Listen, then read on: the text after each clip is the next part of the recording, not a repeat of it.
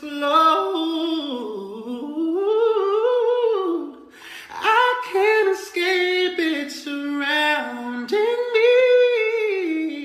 I'm caught in a storm that I need no shelter from rain.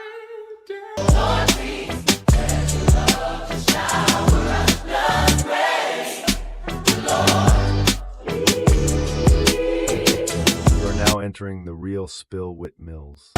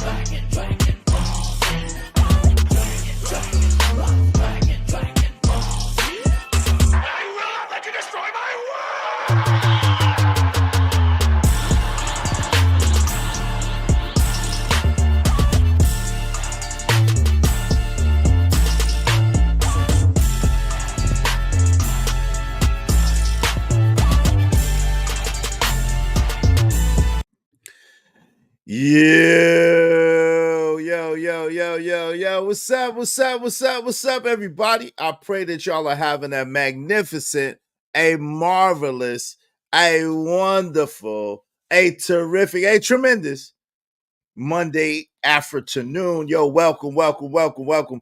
Each and every one of you. It's great to see y'all. It's great to be seen. I pray that y'all had a fantastic weekend. You know what I'm saying? You know what I mean? Now, today's show, we're going to get down into it today. There was a dope conversation over the weekend that I had. Shout out to the Drip Show. It was over on the Drip Show, and this is what inspired today's converse session. We're going to converse today. We're going to get into it. Yo, shout out to the title.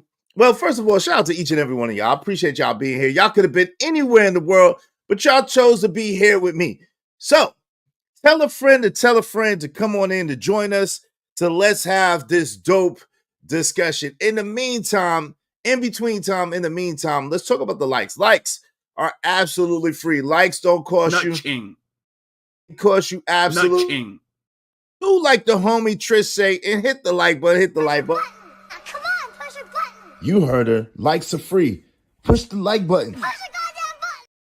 The likes are free. Likes. The likes are free. But the likes cost money. The likes. Lights. So, yo, y'all already know what it is. Y'all already know what it's hitting for. If you are so kind, if you feel so inclined,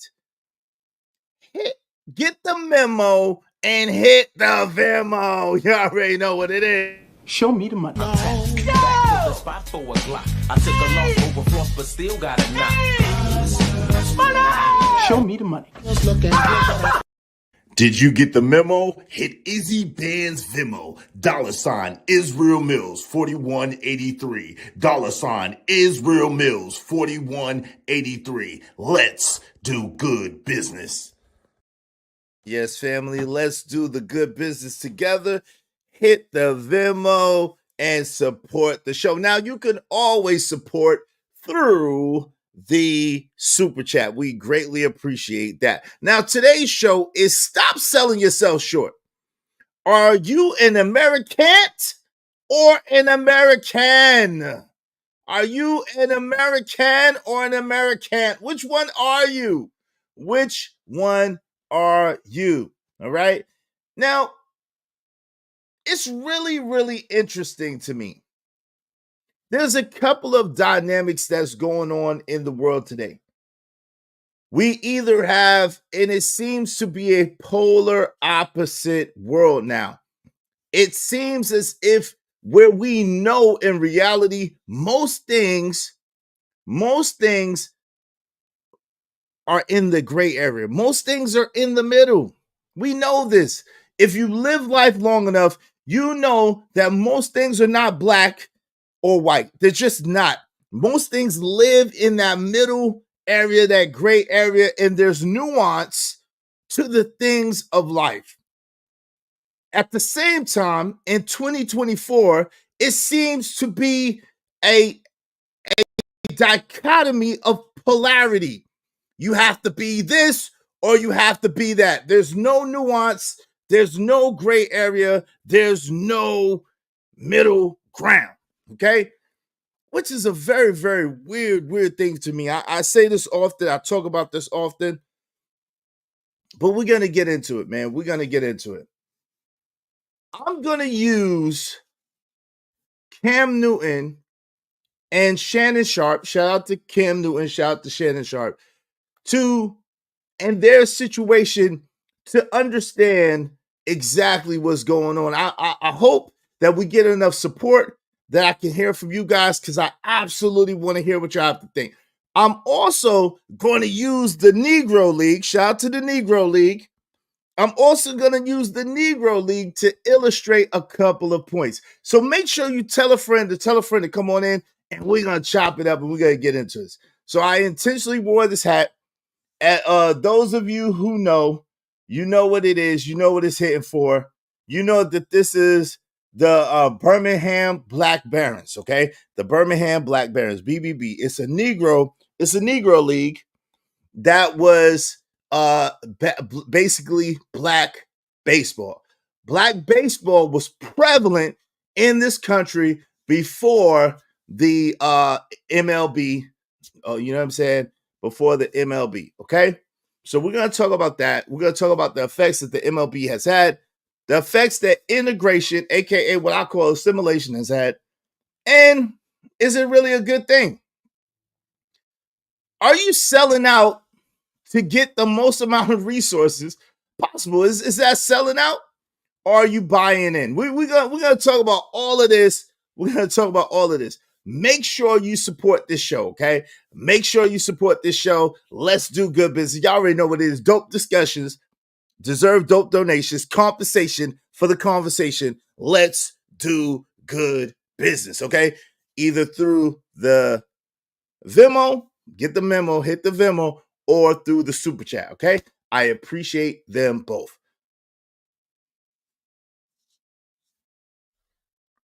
Let me welcome some people in the building before we get into all that. I gotta welcome my peoples. What up, though? Emperor Kojak 303 the Great.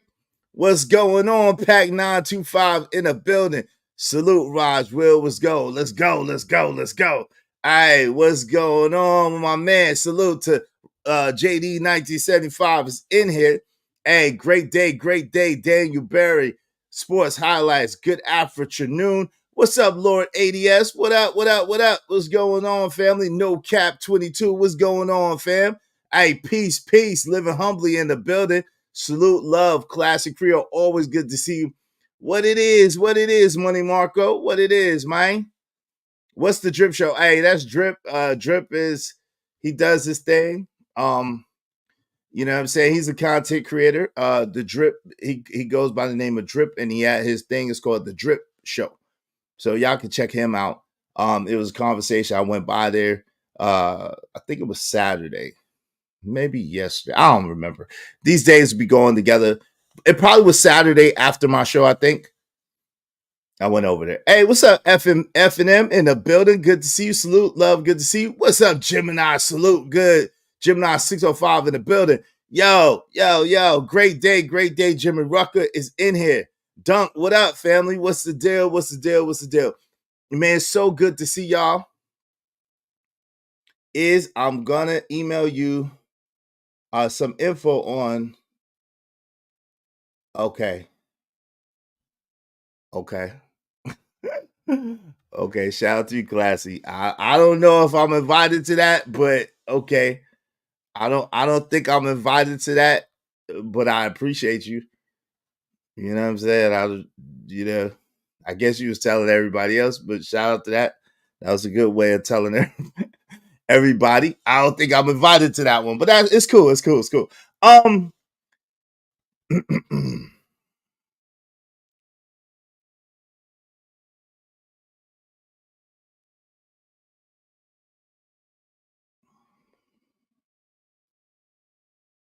Shout out to you, Roswell. Okay. Did y'all check with did y'all check with the people first? Did y'all check with the people? Did y'all check with the people? I don't, you know what I'm saying? Hey, Roswell and Classy, did y'all check with the people? You know, my eyes are buck right now. You can't see it. Did y'all check with the people to make sure that that's okay?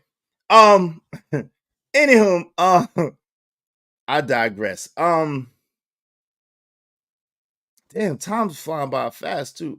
Queen Sanaa birthday coming up too.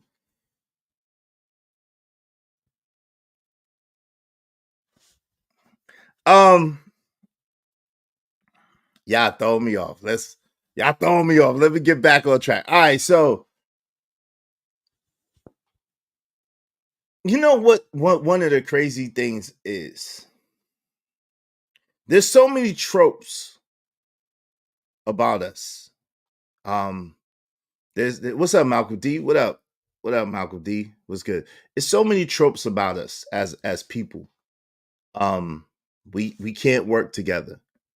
We can't trust one another. We don't do good business. And that's one of the reasons why part of my saying, even though they jack my saying and even though they try to make fun of it, part of the reason why, shout out to JD 1975 who gave it to me, and also to Caramel Drip who gave me the first part. And they actually gave me the say, they say, yo, you should say this. They gave it to me. They gave it to me. But part of the reason why I put those together the way I did, you know, dope discussions deserve dope donations. That's Caramel Drips. Compensation for the conversation. That's JD 1975. Let's do good business. That's JD 1975 also. They gave me those. I put it together that way. The reason is because so many times we're looked at as if we don't do good business. I don't know if y'all notice.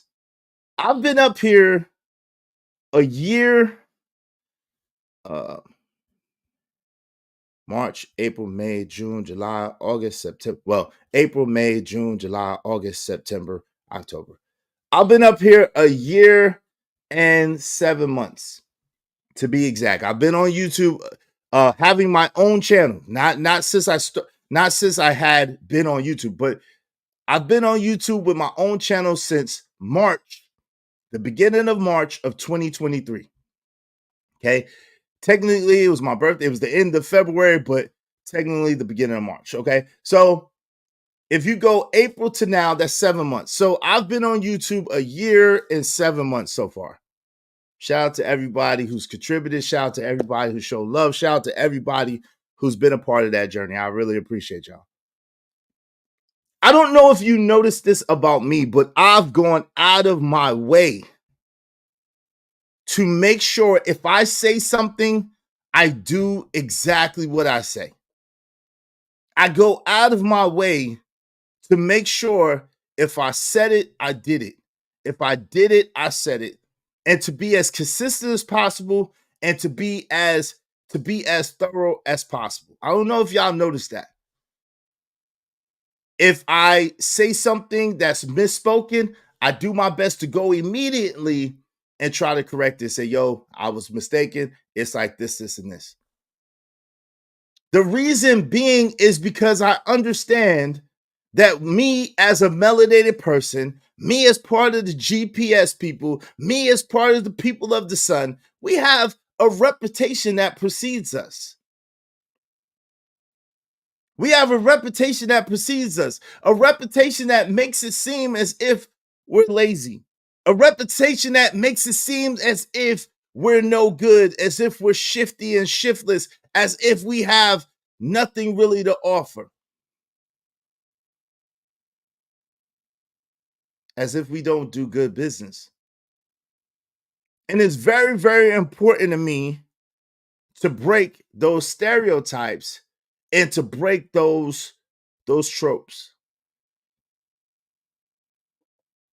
When people look at me, and this is the reason why I fight so hard when people try to say, oh, Iz is a liar. No, he's not.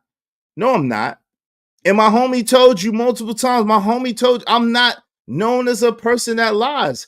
I'm not known as a person that lies in the street. I'm known as a person that keeps it real and tells the truth. I'm known as a person that honors my word. I'm known as a person that keeps it real everywhere I go, right?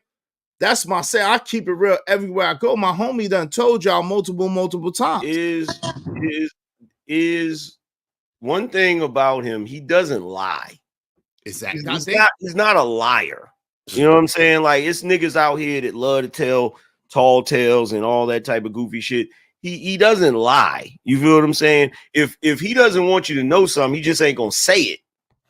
But he's not a liar. You feel what I'm saying? Like, shout out to the homie, and that's actual facts. If I don't want you to know something, I'm just not going to tell you. There's a lot of things. Let me say for the record, there's a lot of things that I haven't told y'all about me, about my life, about things. There's a lot of things that I have omitted, a whole lot of things. Okay? There's a whole lot of things that's not YouTube suitable. Okay? That I've been through, that I've been around, that I've participated in one way or another. So there's a lot of things that I haven't told about me.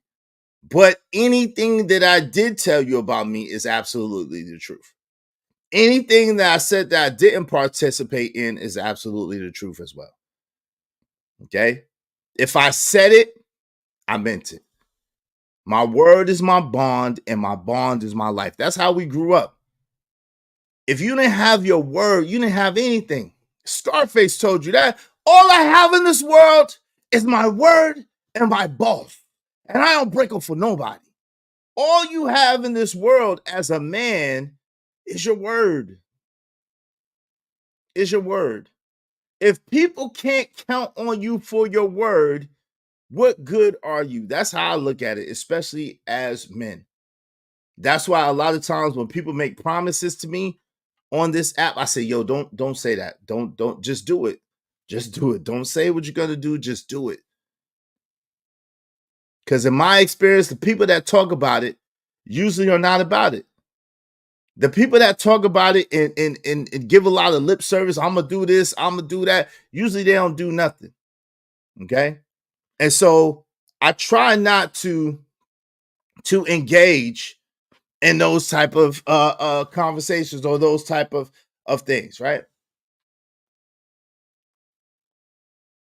It's really, really interesting. Let's get into Cam Newton and Shannon Sharpe. It's really, really interesting. You got Shannon Sharpe. Shannon Sharpe was over there with Skip. Oh, Skip, you know, him and Skip was doing their thing over on the Undisputed podcast on FS1, right? Fox. They were doing their thing.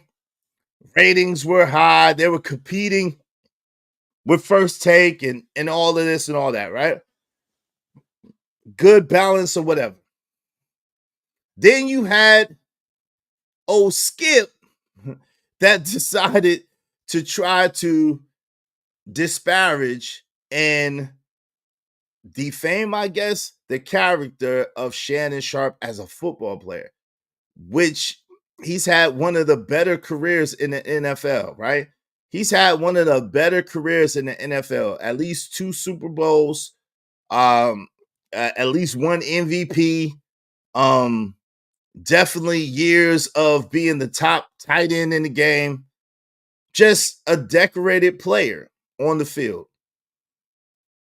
And in the meantime, in between time, towards the end of his stint, he decided to set up a YouTube show, Club Shay Shay. Okay. And by all metrics and by all measurements on YouTube, Club Shay Shay is an ultra success. Okay. Club Shay Shay is an ultra success. Yeah, Raj. He's a Hall of Fame player. It's interesting to me, after leaving FS1, after setting up Club Shay Shay, the success of Club Shay Shay, especially after the Cat Williams, the famous now Cat Williams interview, shout out to Cat Williams,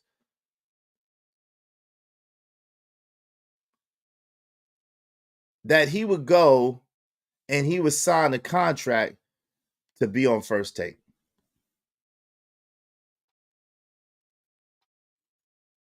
As just an observer, as just I can't call myself a fan, but I would say that for the most part, I like Shannon Sharpe. For the most part, I admire Shannon Sharpe's career. For the most part, I'm proud of the brother for what he's accomplished, right?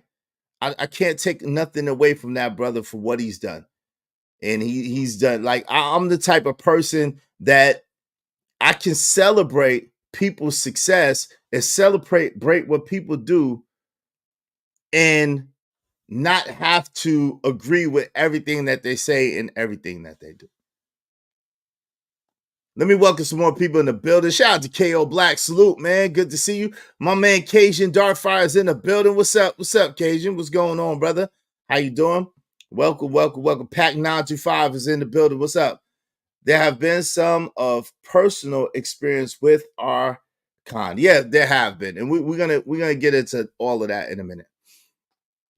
Y'all support the show so we can open up the panel. I want to hear what y'all have to say, but y'all support the show, man. Let's get some support in here, all right? That's another thing. Now, let me just say this. It's funny that when you are a GPS person, good potato salad person, when you are a person of the sun, a melanated person, a person of color, whatever you want to call us, when you are that person and the majority of your people watch you and support you and show you love, whatever the case may be, let me tell you, that's a hard way to go. That's a hard way to go.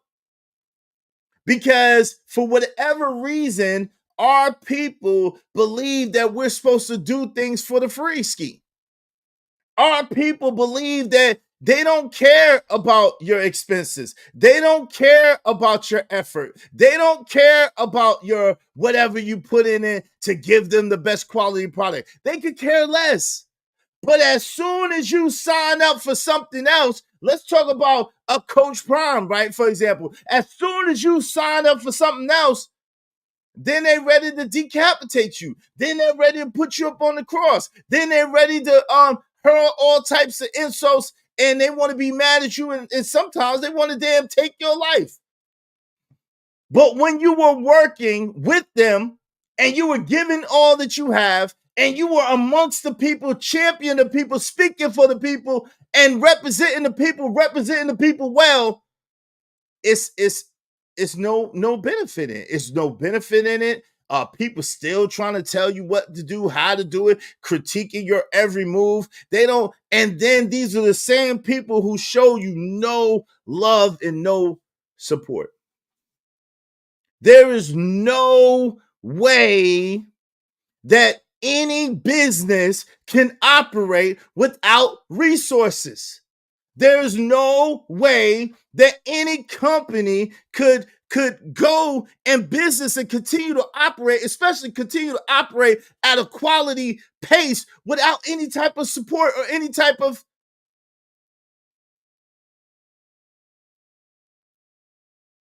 It's no way possible. When Deion Sanders was at, and it's ironic that these are all football players I'm talking about, but when Deion Sanders was at Jackson State University, HBCUs was the thing and the talk of the town. Everybody was proud that they have attended an HBCU. HBCU was on everybody's mouth and everybody's lips. HBCU. Meanwhile, he was getting robbed. Meanwhile, his salary that he gave to the school, he donated his salary to the school, and people were misappropriating the funds that he gave to the school. The amount of attention and eyes and revenue that he brought to the school by just being there and bringing his son there was tremendously more than what they were getting before. Do you think the people embraced Deion to the point where they supported him? To the point where they made his stay as comfortable as possible? To the point where they protected him and his property? Where they protected his players? Where they protected? Do you think that they did that? Shout out to my people, TBE Trucking. Thank you so much, family. My brother, yo, I appreciate you. I appreciate you. I appreciate you. Y'all be like TBE Trucking. Either get the memo and hit the Venmo or through the super chat. It's all good. I appreciate you. I appreciate you. I appreciate you. Thanks, man. Yes, sir. Let me give you this right here, man. Yeah. I'm on my grind to get this money. I can't stop until I'm filthy. With the people, Zebo like the rock. I drop. I ain't no trapper. I'm a hustler. Hell no. Hell to the no. To the no. Hell no. Hell to the no. But as soon as Deion Sanders made a business decision, say, well, yo, I keep my office keeps getting broke into, the place I'm living keeps getting broke into, my players keep getting harassed, my son is getting harassed, they trying to rob my players. I think one of the players done got deleted. What, you want the organ? Hey, let's get some support. You want the organ? And as soon as he made a business decision, he said, my players is getting deleted, my office is getting robbed, my house is getting robbed, the school is not using the money appropriate. They still need tape on the outside of the building. Potholes all in and around the school. Been to Jackson before?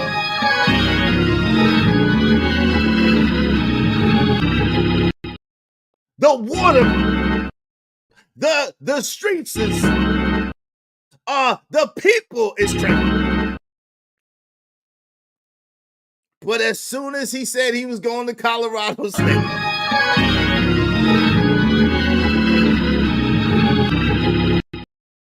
oh Lord, as soon as he said he was going to Colorado, he was everything but a child of God. The man spent, 2-3 years going through this stuff, working for the free ski, for the free 99, working basically for the free ski and the free 99. And as soon as he made a business decision for him and his family, for the betterment of him and his family,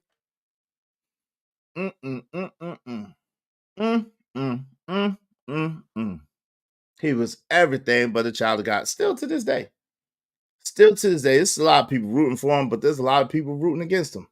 Shout out to Ari Nicole in the building. What's up, Ari? What's going on, sis? How you doing? Good to see you. They were robbing Prime and his fam and the players, all that suckish shit. That's why they all dipped to Colorado. Yeah. No, they didn't. If they did, he would still be there and not in Colorado. I'm a bandwagon college football, LOL. Go Buffaloes, LOL. No doubt. That's a fact. And white folks in Colorado appreciate the F out of Coach Prime and the fam. Exactly. And that's a damn shame.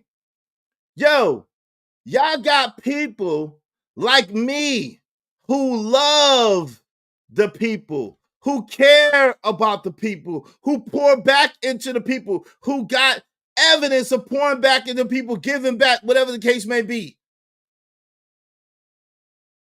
But then you have people that will tear you down and talk about you scheming and you scamming and you doing this, besmirching a person's character, lying outright on somebody in order to keep them from being able to get any type of resources. Without resources, no business can stay in business. No business can survive, better yet thrive, better yet. And it's the people who are giving back, the people who are sowing in, that we treat the worst, that we try to excoriate the worst, that we try to isolate the worst, that we try to alienate the worst, that we try, we're going to talk about it. We're going to talk about it. Let's get some support. Did you not get the memo? We using Venmo. Support the show. Yes.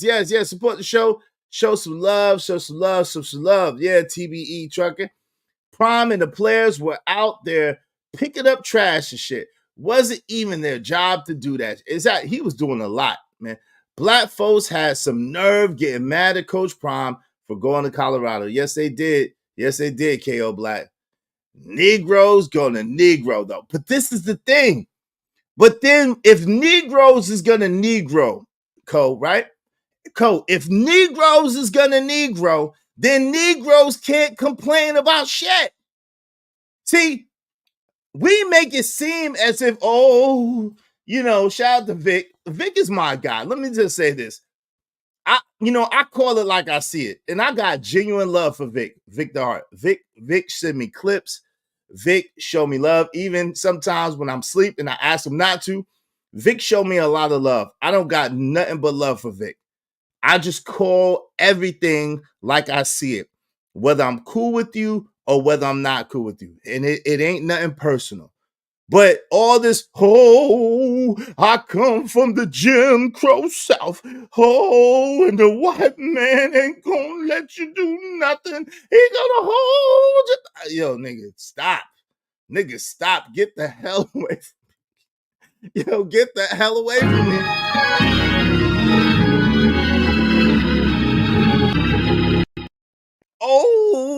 Mr. White Man. The white man he's not gonna let you do nothing. He's not gonna let you. I mean, he's Mr. Whitey.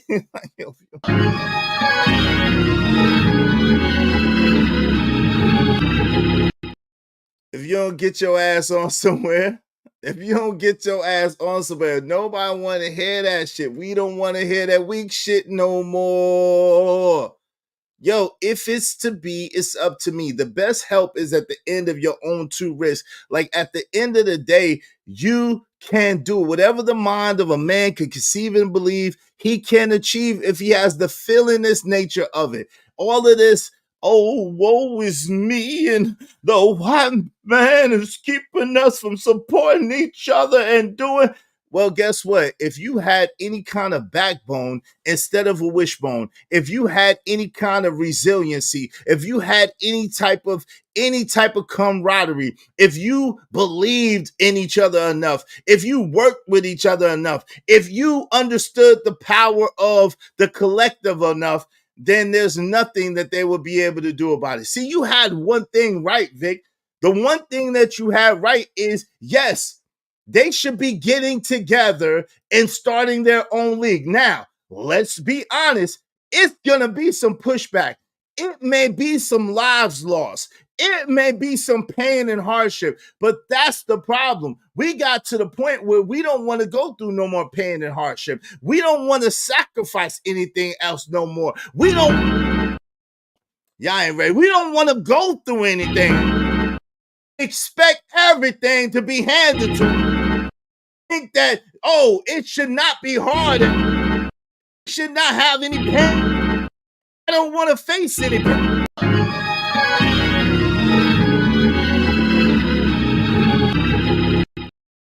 And that's why we losing people. 6 people left. It's all good. That's why we lose people. Because we have a generation of people who don't want to face any pain. They don't want to face any hardship. They don't want to They don't want to sacrifice anything. And the truth of the matter is, in order for us to start our own leagues again, in order for us to get our stuff popping, we have to sacrifice. It's going to be uncomfortable. It's going to be some pushback. It's going to be some resistance. It's going to be some lives lost. It's going to be. It's going to be. It's what's going to happen. But the only other thing is you just accept the status quo.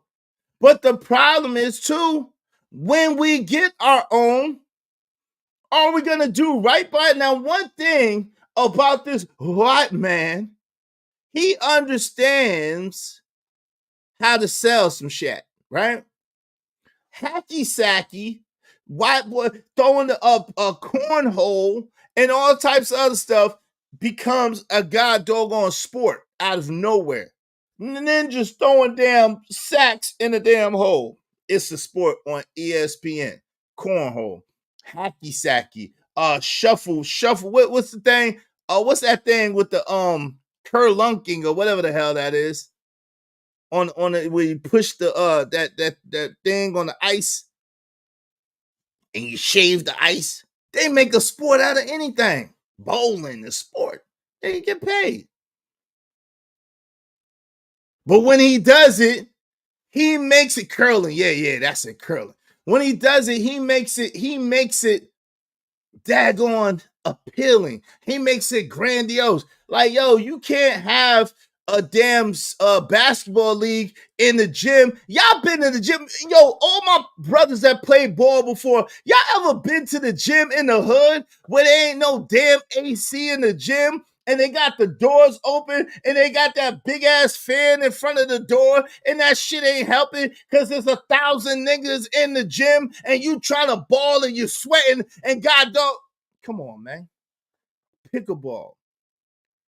Slap a ninja is a sport. Yep, God doggone right. For Ed Hill, I wish God doggone right. You slapping a mother effer to sleep is a sport now. They slap mother effers to sleep for money now. It's a sport. Pickleball and shit. Shout out to Jim Rat 08. What's up, family? Freedom isn't free at all. It comes with the highest cost. The cost is blood, bars. Shit be terrible. Shout out to Fierce Soul. Yeah. But you ain't gonna start no Negro basketball league in a hot ass gym. Yo, people go for the low. People are gonna go for the low because you got the talent in there. But nobody really want to go in there. Girls sweating out their hair come out all puffed up. They all sweating, smelling musty and shit. Nobody want to do that for it and pay no real money for that. No. Y'all gonna have to invest. Y'all gonna have to make it appealing. Might have to have some stadium seats, and guess what? That is gonna cost some money. Not unless you got Big Mom and them make you some stadium seats, about 100,000 of them. Come on, fam. This is the thing. So yeah, we had a Negro League, and shout out to the Negro League, and we had some of the best players ever, the Satchel Pages of the world, man. Shout out to Satchel Paige, who actually played for this team. This is one of the teams that Satchel Paige played for, the Birmingham Black Barons, right? One of the greatest pitchers to ever pitch, period. Whether it be MLB, whether it be Negro Leagues, no matter what, Satchel Paige was one of the best pitchers to ever pitch. Josh Gibson, one of the best hitters to ever hit a ball. Cool Papa Bell, one of the greatest outfielders ever. Buck Leonard, Ray Dandridge, Oscar Charleston, Martin Diageo, Leon Day, some of the greatest baseball players to ever touch a ball in their respective positions. Now, who do we hear about all the time, though? Who do we hear about all the time? Y'all put it in the chat. What's the baseball? What's the Negro baseball player that we hear about all the time?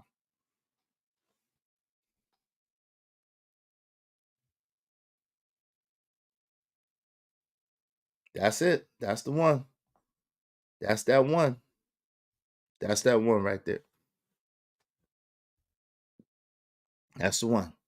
And I don't want to take away from Jackie Robinson or take Hank Aaron played in the MLB. So afterwards, Jackie Robinson paved the way. Yeah, followed by Hank Aaron. But Jackie Robinson paved the way. I don't want to, nor can I take away from the legacy of Jackie Robinson. But Jackie Robinson himself will tell you, compared to Satchel Paige or to Josh Gibson or to those other brothers I named, that Jackie Robinson wasn't even nowhere near the best in the Negro Leagues. Nowhere near the best, right? But we got to be honest, right? Now, he was brave. He was brave and he made a sacrifice. Imagine if he wouldn't have. Do you think the Negro League still would have been here today? If we would have prioritized ourselves and what we had going on, and we would have made our conditions as good as possible, if we would have kept doing our thing, guess what would have eventually happened? Eventually, they would have had to come to the table, and what they would have tried to do was, at first, they would try to buy us out. And if they couldn't buy us out, then they would try to merge us in. And if they couldn't merge us in, then they would have to negotiate and bring us to the table. If you don't sell out, then they can't buy in. We know that through experience with the hip hop brands like Sean John, like Fat Farm, like so forth and so on, these major companies come in and buy those companies, FUBU and such. Well, Damon John to open back up FUBU, but what I'm saying is they come in and they buy those companies and then they shelve them. Rockaway. They come in and buy the companies and then they shelve them. And then they'll hire the designers of those companies within their company to make their brand better. But they buy them and shelve them so that there's no more competition. We know this. We know that this has happened over and over and over again. Right? Right? See, this is not going to be popular. Right?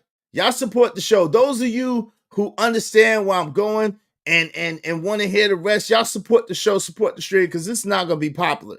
Because a lot of people don't want to hear this conversation, right?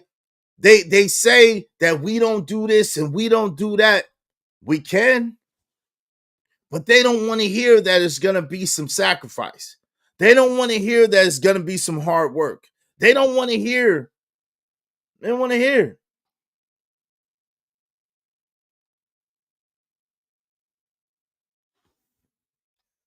And because that even happens in my industry, so many black architect firms and architects have sold out, shaking my damn head. But is it really selling out? If you on the stream, right? You on the stream and you got thousands, if not millions of people watching on your stream, and they're not supporting your stream, and then ESPN comes to you and they give you a multi-million-dollar deal, is it really selling out? Is it really selling out? If the majority of your videos, no matter how many views they get, whatever the case may be, people are not supporting that particular content creator, not supporting that particular stream, is that selling out? If you decide to go with a company that's going to pay you guaranteed millions and millions of dollars. Now, we all know that then they're going to restrict your speech. We all know that then there's certain things that you can't say, certain things you can't do, certain positions that you can't take as part of your contract. We all know that. Again, you're giving up something. But is it really selling out when your own people who you're representing, who you're speaking to, who you're speaking truth to power for, and then they don't even support what you got going on? They're going to see you down and out. Is it really selling out?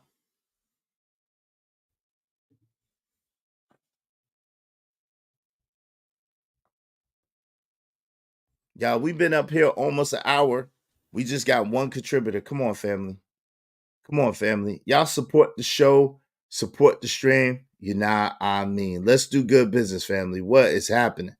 We've been on here almost 50 minutes and just got one contributor. Thank you to the one contributor, my man TBE Truckett. I really appreciate you, fam. Y'all be like TBE Truckett and support the show, support the stream. You know what I mean? We're going to get into Did you get the memo? Hit Izzy Band's Vimo. $ Israel Mills 4183. $ Israel Mills 4183. Let's do good business. Yo, if y'all want to guarantee that your comments get highlighted red, do so through the Cash App or through the Super Chat. Yo, Smitty, I don't know why you come over here trying to dictate the way I behave, man. Shout out, thank you to my man Emperor Kojak 313 the Great. Let's get it. Y'all be like Emperor Ko and support the show, support the stream. You know what I mean? Thank you very much, Emperor Kojak 313 the Great. I appreciate you. Salute. One for the money, too many haters. Straight for the homies that be getting that paper. Got money in the box, money in the wall. Club packed out, everybody on the floor. Got bottles on deck, Patron and Ciroc. Rosé, whole cake, by the whole spot. We all, we go hard, we going in. It's no problem. Yes, sir. Yeah, Venmo or Super Chat. Y'all got to get the memo. We rock it with Venmo or Super Chat. Hey, sort of like how Shay Shay was done with his production company. First, he used the Fox money and knowledge. Now he's using the ESPN money and knowledge. Shout out to that. Yo, let's get some more support so we can open up the panel. Let's get some more support so we can open up the panel because I really want to hear what y'all have to say about this. I know everybody does agree. What's up, Smitty from Smitty's Corner? Izzy, I'm watching today. Please behave yourself, sir. No more embarrassment. Remember the logo, MSPA, make Smitty proud again. Yo, this nigga, man. This brother, man. Jesus Christ. Why does he think it's his job to troll me in my chat? You shut your lying nigga lips up. Shout out to Smitty, man. My guy, Smitty. That be definitely trying to work my nerves. I don't know why. Support the show, Smitty. How about that? How about you support the show and less of this and more of this. Less of this and more of this. All right, make it rain. Make it rain. Make it rain. And then you can talk junk. All right. So the Negro Baseball League, it flourished in the early to mid 20th century. It eventually shut down for several reasons, primarily linked to the integration of the major MLB and the socio-economic shifts that followed. Okay. So the first thing that they did, even though Jackie Robinson faced a tremendous amount of backlash individually, even though Jackie Robinson, you know what's so crazy?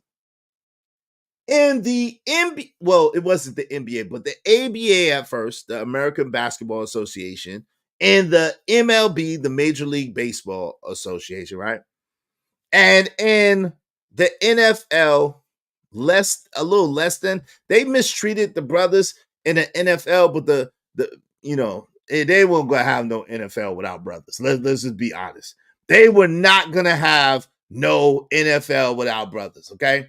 Let's just be I'm gonna take your wrench, bro.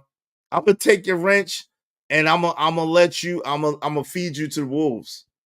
If you keep twerking, I'm gonna take your wrench and I'm gonna feed you to the wolves, bro. I promise you. Because you gotta put your foot down, Izzy. I got you, Impico. Smitty's my guy, but if he keep twerking in the chat, trolling and stuff, I'm gonna take your wrench and I'm gonna feed you to the wolves, bro. Shout out to Nico Too Smooth. Oh Lord, I'm gonna get paid off you one way or another. It's better to contribute and be my friend than to keep trying to troll and distract the show, disrupt the show. Cause I'm gonna feed you to the wolves, bro. Cause you're doing too much. All right. I'm just letting you know you've been warned. You do with it as you may. You know, it's interesting, right? So mostly the ABA, the first at basketball, right? At first, did y'all know at first in basketball, they didn't even want you to dunk? Did y'all know that?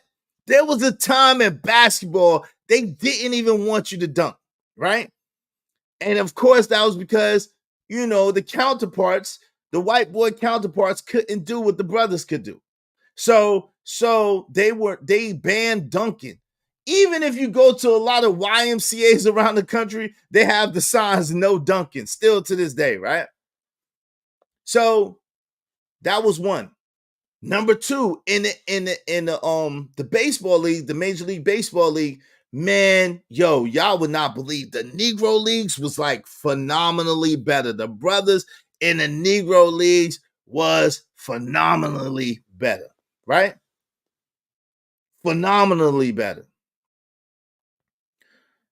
But what they did was they allowed Jackie Robinson in as part of like an experiment to see what would happen, knowing that the numbers and the people that was supporting the Negro Leagues was dwarfing the people that was supporting the MLB at first, right? There was much more people supporting the Negro Leagues at first than there was the MLB. But when Jackie got in, and then they started accepting, at that time, you got to remember, at that time, there was fighting for integration. And so the focus went from making the Negro leagues better and as comfortable as possible, as accommodating as possible, to all of these dudes trying to fight to get in the MLB. All of these dudes busting their butts trying to make it to the major leagues.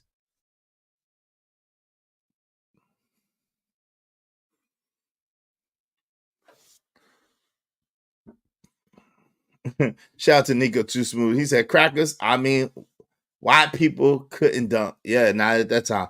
It was against the rules. Yeah, it was. My high school didn't allow dunking. I did that shit once. They almost expelled me. Oh, that's crazy. Yo, damn, son. Yo, in the 80s and 90s, they was against dunking. Yeah, that's crazy. That's crazy. I ain't gonna lie. When I was in high school, yo, nigga, that was our main thing to try to dunk. You know what I'm saying? Because Jordan was in the height of Jordan's era. Everybody wanted to dunk. You know what I'm saying? So that was the thing. To get a oop on somebody or to bang on somebody was our number one thing. To just bang, you know what I'm saying? That was our number one thing. But yep, I had dunked in elementary and middle school. Yeah, wow. That's crazy. That was like no dunking in high school. But yeah, in the 50s and the 60s, they absolutely did not play that at all. You couldn't dunk at all. They'd be like, yo, nah.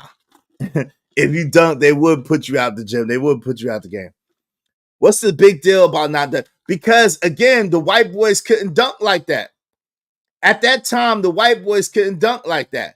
So because the brothers, you know, we bring style and swag to everything. Because the brothers was doing all types of ill shit. Look about what Julius Erving was able to do. Shout out to Dr. J. Look at what Julius Erving was able to do. Because when the black man came through, he came through with the nice bang, like bang. You know what I'm saying? It was that nice. You know what I'm saying? And so they was like, nah, because they couldn't compete. They couldn't compete. And that's why now it wasn't until Pistol Pete, who went to my school, by the way.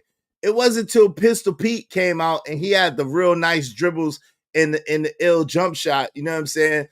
That was day one, Pistol Pete. And then You had dudes like Bill Laimbeer or like my man that died, God rest his soul. What's my man that died lately? That played for Portland and the Celtics. What's his name? Bill Walton, cats like that. Larry Bird, of course. And if you notice, Larry Bird didn't really dunk that often. Larry Bird had the jump shot. You know what I'm saying? That's where the whole saying white men can't jump came from. That's where the whole saying white men can't jump came from. Because most of the white men back in the days was not athletic enough. Yeah, Bill Walton, rest in peace. Most of the white boys back in the days was not athletic enough to really like dunk like that. So they had jump shots.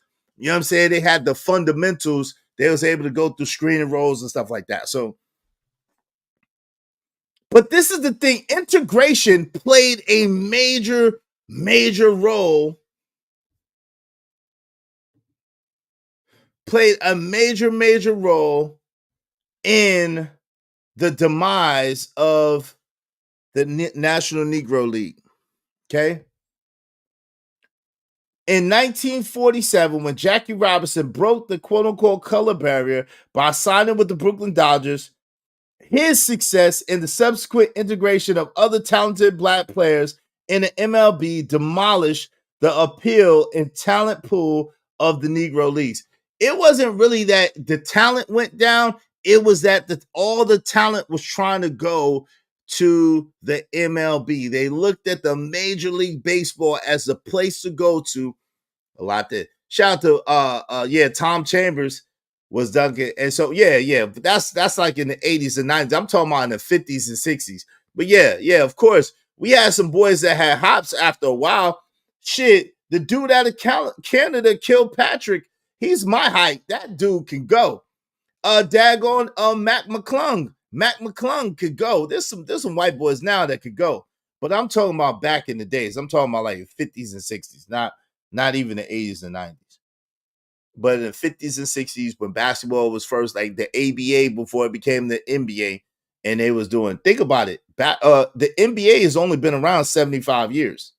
Okay. The NBA has only been around 75 years. I think 76 now. Peace, Abby. What was good, family? What's going on? What's good? Big dog barking. So as more so-called blacks were recruited into the MLB, the attendance and the financial viability of the Negro Leagues began to wane. Also with that, the post-World War II era saw changes in the consumer patterns. With the rise of suburbanization and increased mobility, many fans began to attend MLB games, which offer better facilities and higher quality, right? So let me say this. This is the thing, too. We got to remember that in the 50s and 60s was when they began to do redlining, when they began to put highways through the neighborhoods, when they began to really implement, when welfare started to get in the 60s, towards the 70s, when welfare started to get in an all-time high, we was just coming back from the war. It was a lot of things going on in our country, right? Our country was in influx. And especially during that time, the time of after Jim Crow, trying to get to equality, so to speak, and have daggone integration. It was crazy in this country. It was crazy in this country. And so because like David Carroll, recipe said, we believed that the white man's ice was colder. We tried to break our necks to get out of here, the Negro Leagues, and bust our butt to get into the National League. So much so, do you notice that there are not a lot of quote unquote good potato salad people in the MLB today? Most of the players now come from like Dominican Republic. The people of color come from Dominican Republic, come from other, South American countries or whatever the case may be. Most of the players of the people of color in the MLB are not brothers anymore. Most brothers don't play baseball anymore. Most brothers play football or basketball, right? Yeah, it was bananas. Then you had the race riots all over, especially the Detroit riots of 1967. Yeah. Yeah, but then think about that. That's when they took out, around that time they took out Dr. King, God rest his soul. They took out Malcolm X, God rest his soul. They took out Kennedy, God rest his soul. So it was a lot of things going on, a lot of civil unrest. But the main thing that happened was people began to try to assimilate, aka integrate, into the popular society instead of having for their own. Those Negro League games were packed. It was viable. Those Negro League games were packed. But somehow, some way, they made us believe that whatever they had to offer was way better than we already had. Right? Right?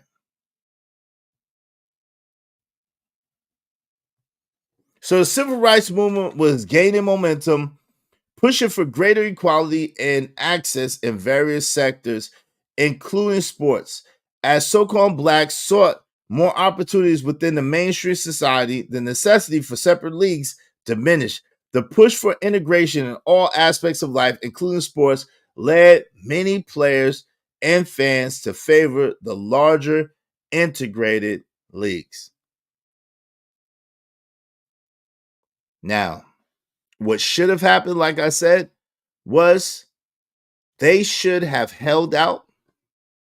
It's always hindsight is always 2020.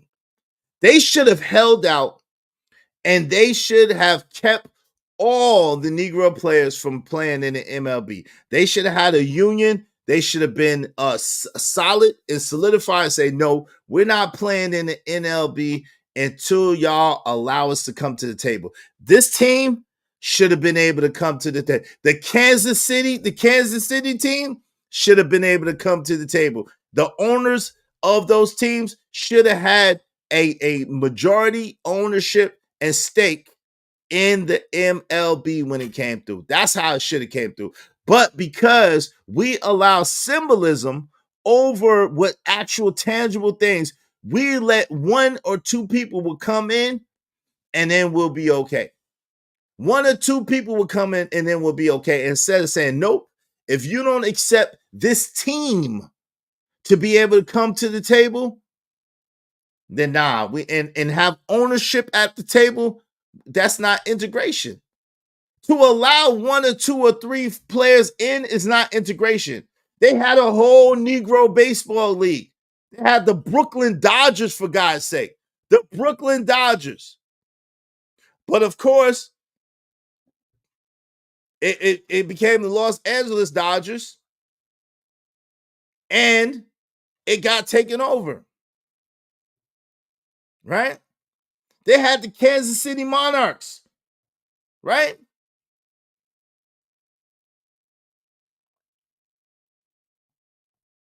The Birmingham Barons. So they were supposed to, especially the Kansas City team was one of the best teams ever. The Homestead Grays was one of the best teams ever. Those teams should have been able to get in. The Homestead Grays, the Kansas City Monarchs, the Birmingham Black Barons.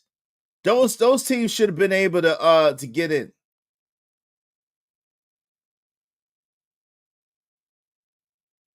Now, see, San Francisco was known as the San Francisco Sea Giants. They took it out and just made it the San Francisco Giants. Doesn't Kansas City have a baseball team? Isn't it the Royals, Kansas City Royals now? They went from Monarchs to Royals. Do you see what they did? You see what they did? The Negro League was called the Kansas City Monarchs. They went from Monarchs to Royals. It's the same shit. The San Francisco team was the San Francisco Sea Giants. They took out the San Francisco Giants. Same shit. They were supposed to allow those Negro League teams to come to the table and be able to have an ownership stake in the table. If the MLB came in and the MLB had, let's say, I don't know how many teams there are now, but let's just say back then, I don't think there were that many. Let's just say there's 20 MLB teams. At least 5 of them should have been Negro League teams. If there were 20 MLB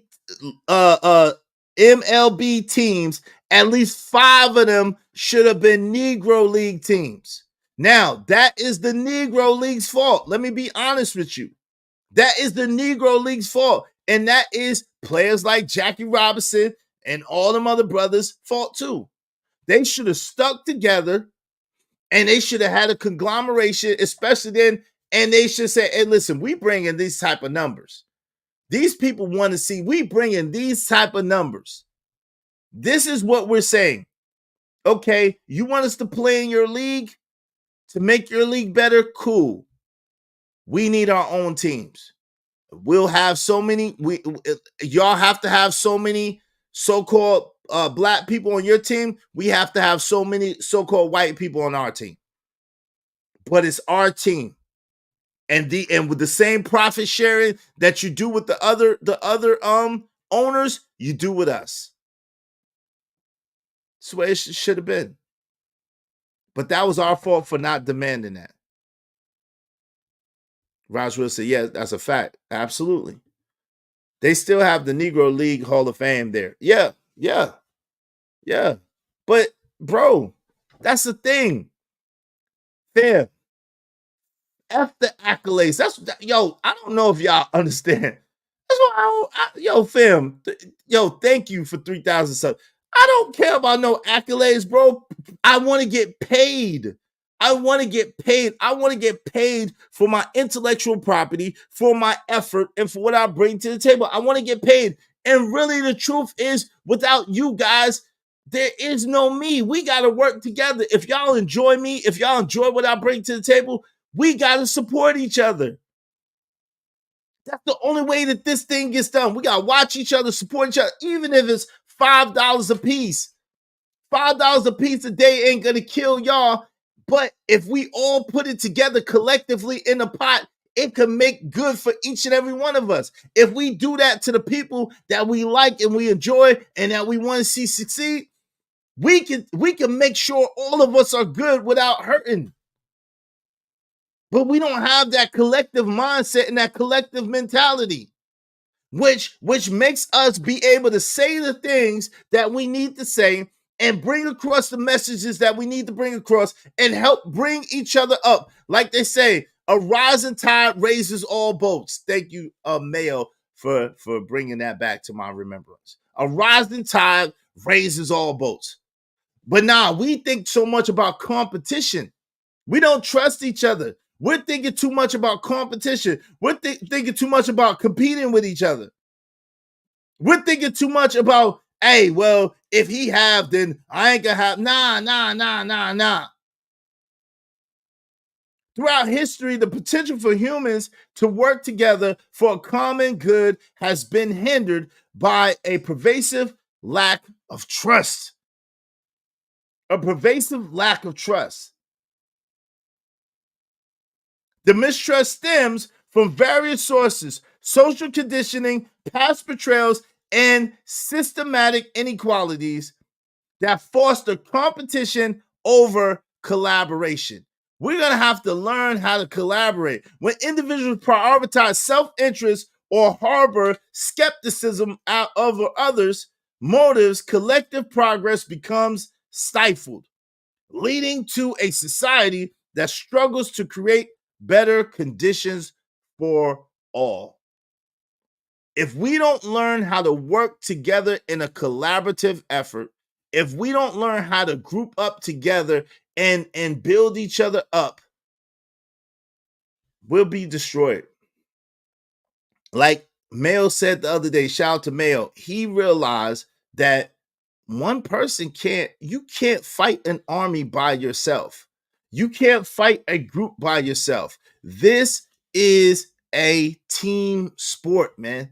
Life is a team sport, especially where we live in America. If you're not able to collaborate with other people around you, you're in trouble. And like I said, if we all did $5 towards these shows, it doesn't hurt us. We can't even get a combo for the grocery store for $5. Now, $5 is almost a tank of gas almost anywhere you live in America. If we did $5 together a piece, that's decent for one show. You're not hurting, and I'm not hurting. We're all working together. And anybody will tell you that I practice what I preach. My guys, when they go live, boom. That's the bare minimum. I usually do much more than that, but that's the bare minimum, at least $5. When I'm struggling, I'll do $5. When money is a little low, I hit my people with $5 when they're live. Yo, fam, I know it ain't much, but here's something on it. Or $7 or $6 or whatever the case may be, or $8 or $9 or $10, whatever the case may be. But if I did that every day, it's not going to kill me. That's just a drop in the bucket, but it helps them. And if we all do that for each other, it helps us. It helps us be able to build. It's more in the pot to be able to give. Now, if you have more and you want to do more, I really appreciate that. I appreciate it. At the same time, if we all did a little bit, it helps. One major factor contributing to this distrust is the fear of vulnerability. People are afraid to be vulnerable. In a world where competition is often rewarded, individuals may feel compelled to protect their interests rather than engage openly with others. This defensive posture can lead to the cycle of isolation where people become reluctant to share ideas or resources, further entrenching the belief that collaboration is futile. And guess what? When we operate like that, when we think like that, when we're in that mindset, that makes us more open to destruction.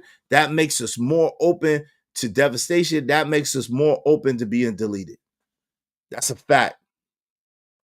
I tell y'all a story about the zebra that was enamored with its own reflection. Zebra in the jungle, in the safari.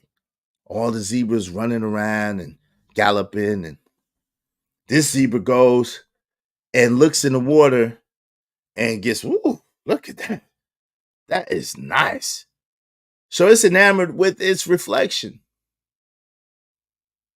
So it looks at the other zebras and it says, oh, well, y'all are not as beautiful as I am. Y'all do not look as good as I am.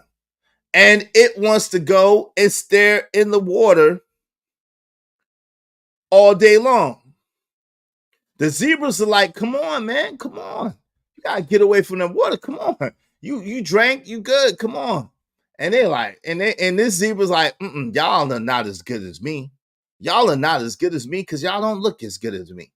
Man, look at me. I look beautiful. The zebra saying in the reflection. And then this zebra is like, hey, man, the zebras are like, come on, man, come on. You know that you're only supposed to drink for so long and then you got to keep it moving because the alligators are in the water. The lions are in the bushes. Come on. Meanwhile, the whole time, it's an alligator. And he's looking and no one sees him. He's looking. He's licking his lips. He's looking. And then, out of nowhere, chops off the head and eats the zebra whole. See, when you are a zebra, an antelope, a water buffalo, a person, a regular person that is moving by yourself, you have hardly no wins. You're susceptible to being picked off at the drop of a dime. But when you are a person that's able to move in a unit, it's much, much harder for you to be picked off by a predator. That is part of your power. The ability to move as a unit and the ability. Y'all ever seen like in those I watch nature videos a lot. Y'all ever seen when the antelope or when the lion is trying to get an antelope and it's running and all of them are running and they kind of be kicking the lion like they're running and kind of kicking the lion, like bumping the lion, and they kind of try to smash the lion. You know what I'm saying? And they all like dip on an angle and they dip again on the angle and they dip again on the angle and be trying to make the lion miss. And the lion, one thing that's really unknown is that the lion, for a lion to get a meal, it's hard as hell. When those antelope or water buffalo or whatever or zebras be running and they run together, it is hard as hell for that lion to get a meal. They got to catch the weakest, slowest one. Because when they moving together, it's almost impossible to pick one of them off. It's only when you got a lagger, when you got a stragger, when you got a what you call it? Yeah. Nico said lions don't have stamina like that. Yeah, especially they start running fast, and they start running together, and they start zigzagging, and then they get cute and start bumping the lion into the other zebra or antelope, and they bump them together, and they start running and dipping and diving. Them lions. They be earning their meal. I'll put it like that. You ever watch that? They be earning their meal. Sometimes they come and they be licking their paws because they be getting beat up. They be dusted. Sometimes they fall and be flowing in the dust. You see that shit? It'd be crazy. But the point of the matter is when they move together. See, individually, a zebra don't got no chance against a lion. Individually, an antelope don't got a chance against a lion. Individually, even a water buffalo has a slim chance against a lion. A water buffalo has a little more chance against a lion, but it ain't much. It ain't much because it's slow and because that lion is going to keep getting at it. Once it gets on that neck and be trying to drag it, it ain't going to stop, right? So it's harder. But it ain't impossible to get a water buffalo by itself.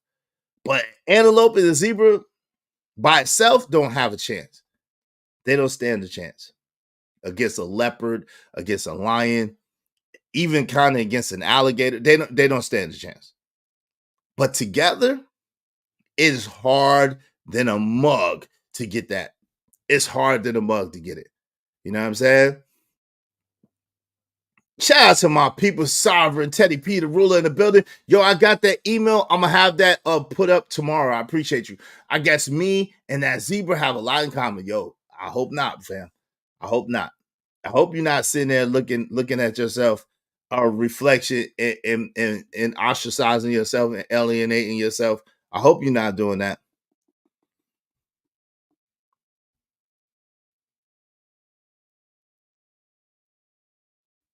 The defensive posture can lead to a cycle of isolation where people become reluctant to share ideas or resources, further entrenching the belief that collaboration is futile.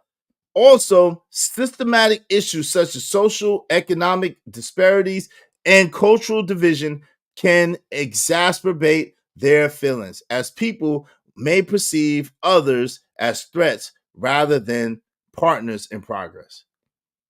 I appreciate you. Thank you, Teddy P. We got them 3D. Thanks to Teddy P, we got them 3D wallpapers. Now, the 3D wallpapers is for if you do 100 or above. If you do 100 or above to the show, you got your access of the 3D wallpapers.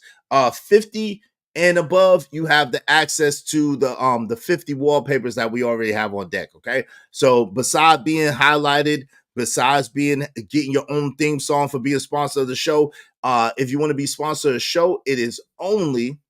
If you want to be sponsor of the show, it's only. It's just more. And so with that, you get your comments highlighted red all stream. You get your name up in the lights. You know what I'm saying? You get your own theme song the next day, and you get highlighted on the community tab, your business and or your channel. So And then besides that, you get your choice of 50 wallpapers that we already have.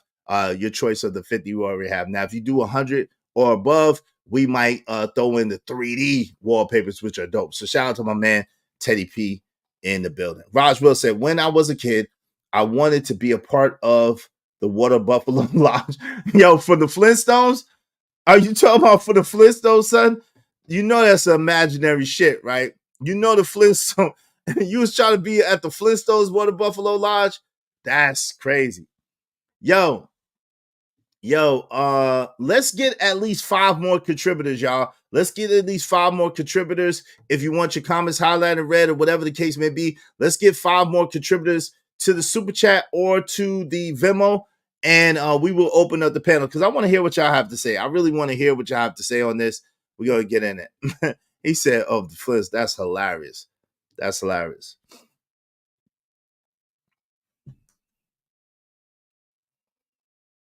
The challenge of excelling in life is compounded by these dynamics. Many individuals grapple with the feelings of inadequacy or apathy, stemming from an environment that often values conformity over creativity.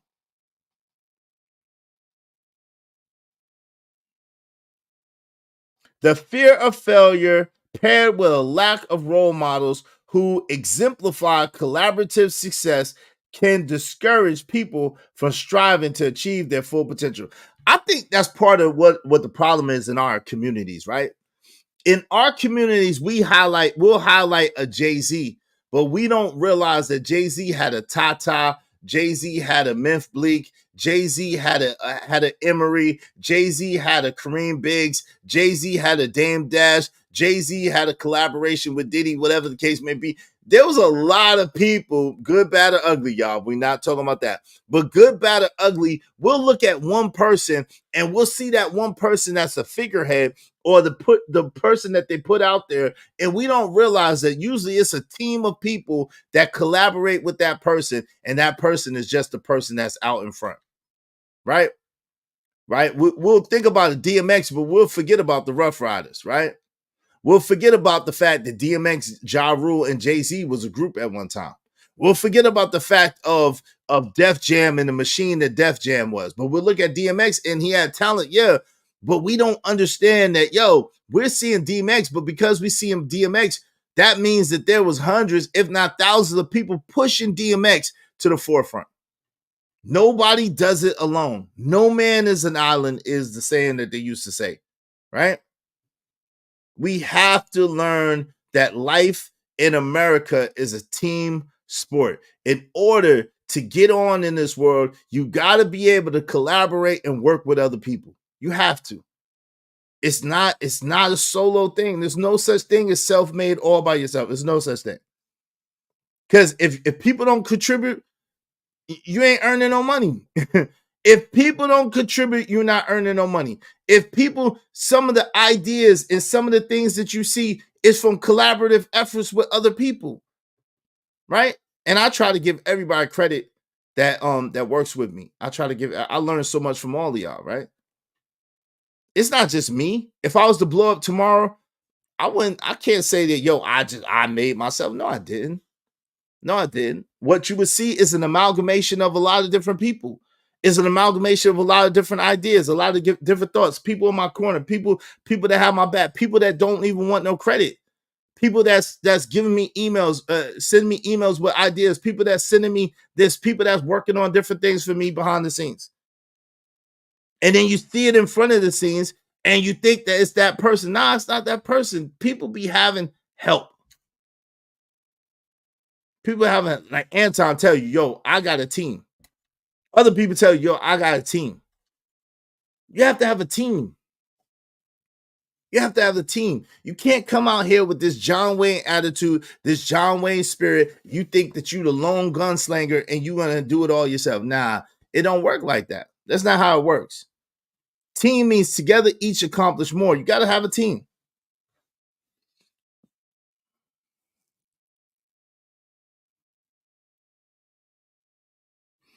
When society glorifies individual success, while rejecting the power of community, the drive to excel can diminish, leading to stagnation. So we got to be smarter, and we got to understand exactly, John Wayne, exactly. In 2024, you got to say F that. Shout out to Class Career. You got to say F that, Nico Too Smooth, because that lone ranger, lone wolf, that lone guy that, oh, I did it all myself. Nah, nobody did. It's an amalgamation of ideas. Even if you're the type of person that just reads books, you collaborated with the authors of those books. The authors of those books gave you inspiration and ideas, and you collaborated with them. Public Enemy said it best. What was that, Nico Too Smooth?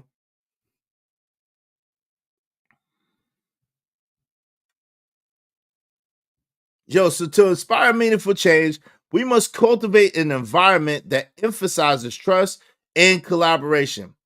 It begins with education that fosters empathy and teamwork from a young age, highlighting the importance of collective achievements and over individual accolades, right? Encouraging conversation across diverse groups can help dismantle stereotypes and build understanding, promoting a sense of shared purpose. Creating platforms for collaborative projects, whether it's workplaces, schools, or communities, can illustrate the tangible benefits of working together, helping to build the trust that is often lacking. Public Enemy said, F Elvis and F John Wayne in the fight to power. Oh, okay. Inspiring change requires a shift in the mindset from viewing others as competition to seeing them as collaborators. By reinforcing the idea that together we each accomplish more, can begin to break down the barriers of mistrust and encourage individuals to strive for excellence, not just for themselves, but for the collective good. And fostering a culture of collaboration and trust, we can unlock the potential for more homogeneous and prosperous society, right? So at the end of the day, we have got to learn how to work with others. We have got to open ourselves up to working with others. We have got to collaborate more with each other. We have got to support more with each other. We have got to invest more in each other, right? And as we do that, it's like a snowball. See, the issue is, like they said, the black dollar only bounces like once, if that, in the community. We'd rather give it to people outside of our community than give it to people in our community that could totally identify with everything that we got going on. Everything that we got going on, they got going on too. We'd rather give it to somebody else. We'd rather support somebody else that's totally outside of our ecosystem. That's totally outside of our environment. That's totally outside of our purview. And then we wonder why we are quote unquote last. We wonder why we are at the quote unquote bottom of the barrel. It's no way when we have $1 trillion spending, when we represent $1 trillion in spending patterns, it's no way that we shouldn't be able to move anything forward. But the issue is we got to do it together. That's the issue. It only has power when we do it together. Like the woman said on, what's the name of that movie?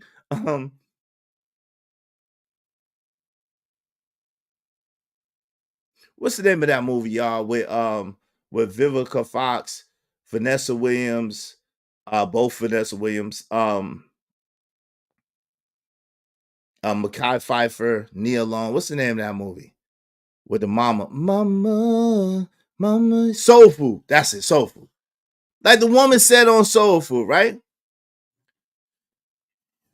If you have 5 fingers, thank you, Nico, to smooth out that game over. Thank you. If you have 5 fingers, they can't do much by themselves. But if you close your fist, they strike a money blow. They strike a money blow. So, yo, at the end of the day, there was truism to that. Individually, your fingers are only but so powerful, right? Now, some people, do push-ups on their fingers or whatever, make their fingers strong, do the vice grips with their fingers, make their fingers strong or whatever the case may be. But together as a fist, that's a whole different ball game, right? Now, you could poke an eye or, you know what I'm saying, gouge a mouth or, you know what I'm saying, poke two eyeballs out. But the fist is way more mighty. The fist is way more mighty, right? And that's the power of collective working together. Like I said, most people don't think about it. If and I know it gets scoffed at. Someone said I was begging. I know he's a hater. He stayed hating on me. It's cool. But someone said I was begging because I said, yo, if everybody did $5 a piece, we good.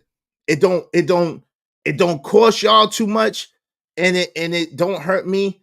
I got compensated for my time and for my intellectual property and for us building together.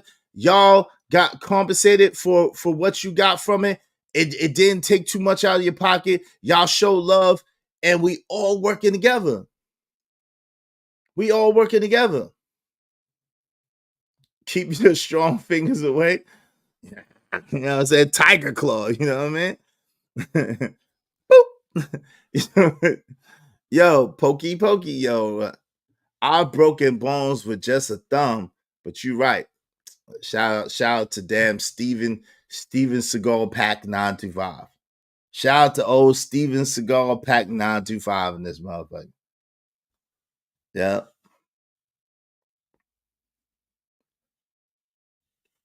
But someone said I'm begging to say, yo, $5. That's how low we got. That's how crazy we got. I'm up here damn near 2 hours working my ass off, talking like hell, working my ass off, burning my electricity, burning my internet, busting my ass. And I say, yo, if y'all support, if y'all want to keep the show going, y'all want to keep us being able to come back here, yo, just bless $5. Shout out to my man Blaze McCrory gets it. Thank you, brother. Sponsor of the show, Blaze McCrory, man. I appreciate you. Let me just finish my statement and let me celebrate my man Blaze, man. Thank you so much, brother. But yo, when I say, hey, look, if we do $5 a piece, it's love, you know what I'm saying? It don't hurt, and we all can make a difference. That's not begging. But shout out to my man Blaze McCrory. He said peace and abundance is in everyone in the house. Hope all is well. I pray all is well with you and yours as well. Didn't even know I had a wrench. You didn't have to do that, but I appreciate it. Thank you. But wrench or no wrench, it's all love, respect, and support for the cloud. Yeah, man, when you hit me last time, I wrenched you up, and I appreciate you, man, to show you love. Matter of fact, listen, if anybody that's had a wrench does $25 or above, I'm gonna give you your wrench back if you don't have your wrench anymore. If you've never had a wrench and you want to get a wrench, it's $50. Shout out to my man Blaze McCrory coming through. I appreciate you. I appreciate you, man. Thank you. See how I'm getting money, don't you? You just shooting 'cause I'm on. Monday through Sunday, shorty, I'm always on it. Baby, I'm all up in my zone. Got it 'cause I get it. Got it 'cause I get it. Got it 'cause I get it. Got it 'cause I get it. Got it 'cause I get it. Got it 'cause I get it. 'Cause I'm all up in my zone. Yes, sir. Rest in peace to Life the Legend. Rest in peace to Life the Legend.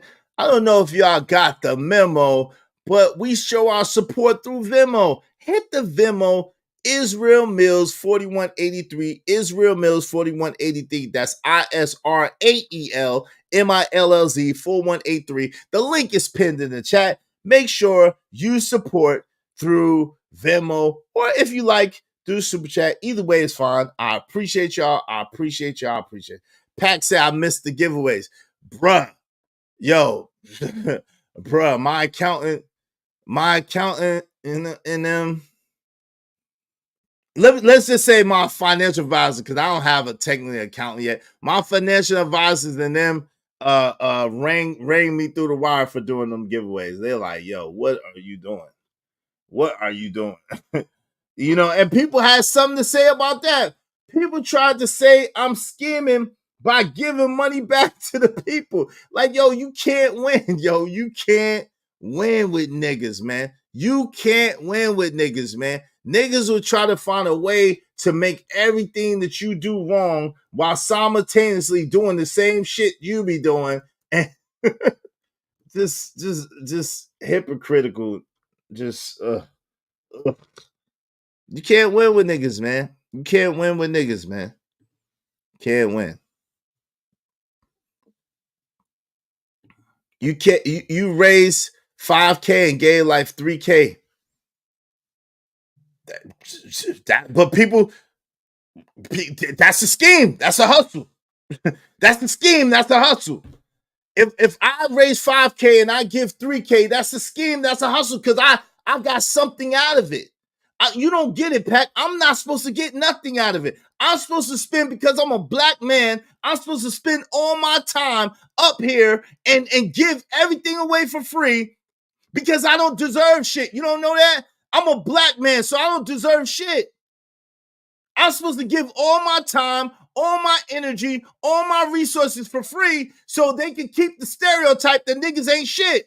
So they can keep the stereotype that niggas ain't hitting on shit. So they can keep the stereotype that niggas is shiftless and worthless. So they can keep the stereotype.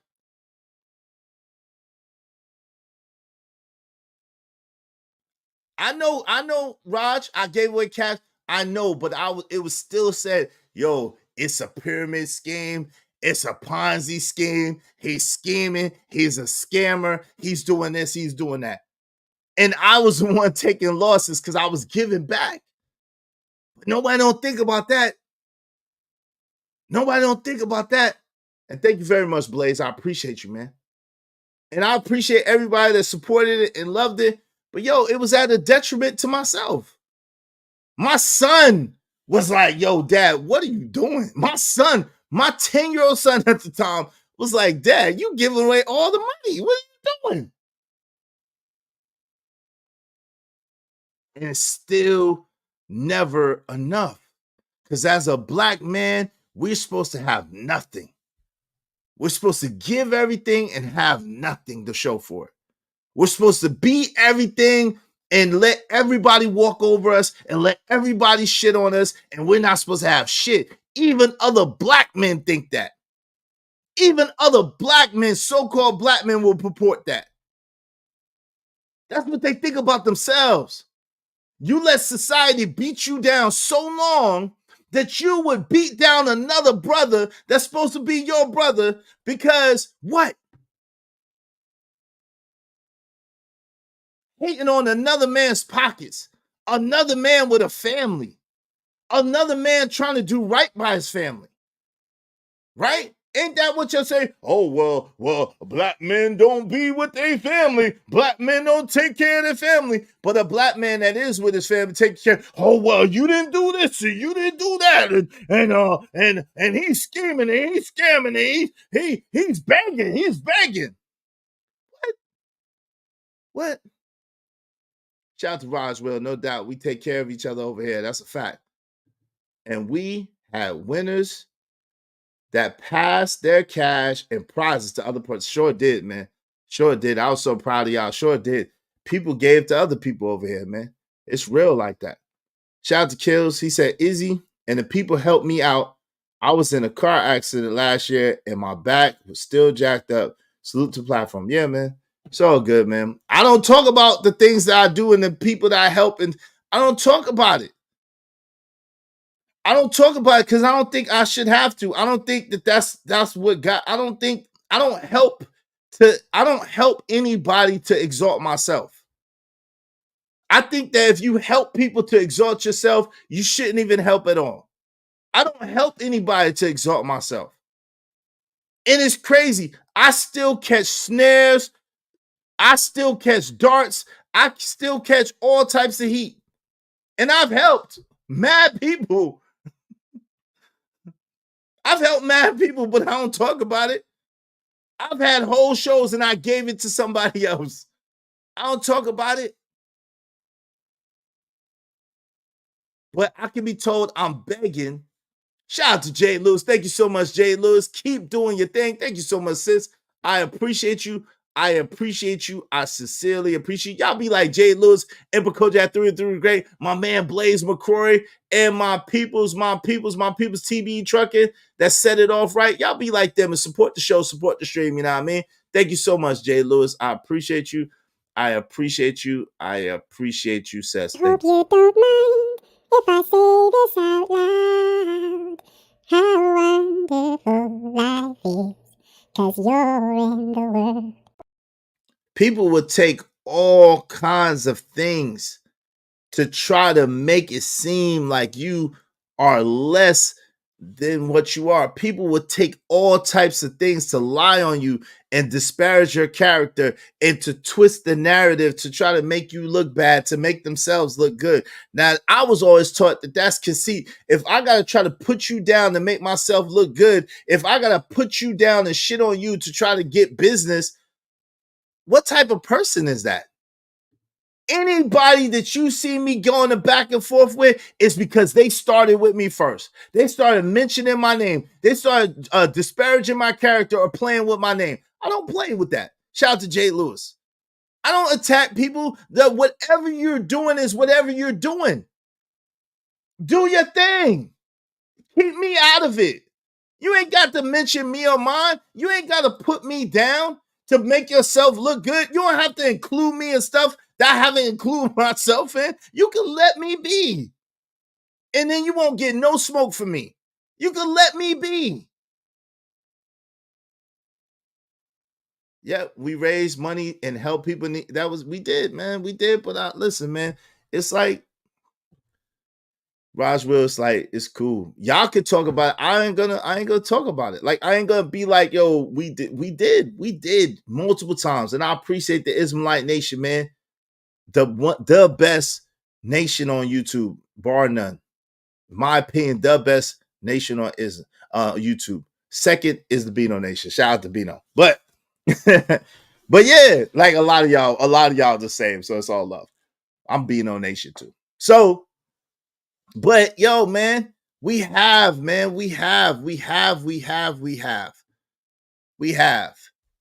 y'all know, y'all been here.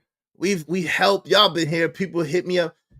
Anonymous people hit me up. Say, now there's been people that hit me up that I've never seen in my chat. I've never seen that. I tell them, and it's true. And like I told y'all, I help my people first. Charity starts at home. If you've contributed, some people don't have money. But there's people that don't have money that are here every day, that give a good word, that give a kind word, that support the show, that share the stream, that like the stream, that are encouraging. Yo, I appreciate those people. And if those people ask, I'm gonna send it to them. I'm gonna send it to them if they ask. But if I ain't never seen you and you're from the outside and I ain't never heard nothing from you and you ask me, I don't got it. I don't. I'll make a way for my people. You good, man. You can be fixed, Ski Mask Citizen. He said, that's me, the broke one. Hey, Ski Mask, you know, you always show love, man. You good. You good. You an Israelite member, man. You good. But you're going to get fixed. You're going to get fixed. We pray for people. Man, bro. None of that counts in this world, bro. Raj Will, none of that counts in this world. They'll make it seem like I make people pay me to pray for them. That's how evil these niggas are. They'll make it seem like I make people pay me to pray for them. They'll make it seem like I'm doing it to glorify myself. They'll make it seem like I'm doing it to exalt myself. Bro, no good deed goes unpunished out here. I will. Thanks for the con. Yeah, no. Right? Lord Jesus. Right? Lord Jesus. No good deed goes unpunished. Yo, you know how many snares and darts and arrows I take on behind doing this stuff, man? You know how much hate I get, and then people try to make it seem like I be hating on them, and I don't be thinking about them. Lord Jesus. Fruit of Izzy Benz, FY. That's hilarious. Shout out to that. Shout out to that. But man, it ain't easy. Listen, and that's what I think, y'all. That's what I want to get into. It ain't easy. Yo, when you are the type of person that is going against the system, meaning the system is that everybody exploits us. Everybody exploits our talent. Every race of people exploits us. Every race of people exploits our talent. Every race of people exploits our intellectual property. Every race of people gets more money off of us than us. That's the system. It was built on your back. That's the system. That's the system. That's the system. That's the system. That's the system. That's the system. Asians have figured it out and profited off of you. Arabs have figured it out and profited off of you. Little hats have figured it out and profited off of you. White people have figured out and profited off of you. Everybody profits off of you but your brothers and your sisters. Everybody profits off of you but your brothers and your sisters. Everybody gets your money but your brothers and your sisters. Your brothers and your sisters, people in the same circumstance and situation that might have done a little bit more studying than you, that might have done a little bit more work than you on themselves, that might have a little bit of the answers to help you rise up. You'll give to everybody but them. You'll support everything but them. So it takes sacrifice. And it ain't going to be easy. And it ain't going to be necessarily fast. And it ain't necessarily going to be overnight. It's not. It's going to take some people that's willing to put up some M's, that's willing to take some losses for like 4 or 5 years. Shit, the WNBA been taking $1 million losses for how many years? What they say, 26 years? Shit. You mean y'all can't? The WNBA has been taking losses for 26 years. You mean 10? Michael Jordan, you mean Michael Jordan, Magic Johnson, LeBron James, Steph Curry. Who else made a lot of money in the NBA? My man Jaylen Brown, my man Jason Tatum, my man James Harden, my man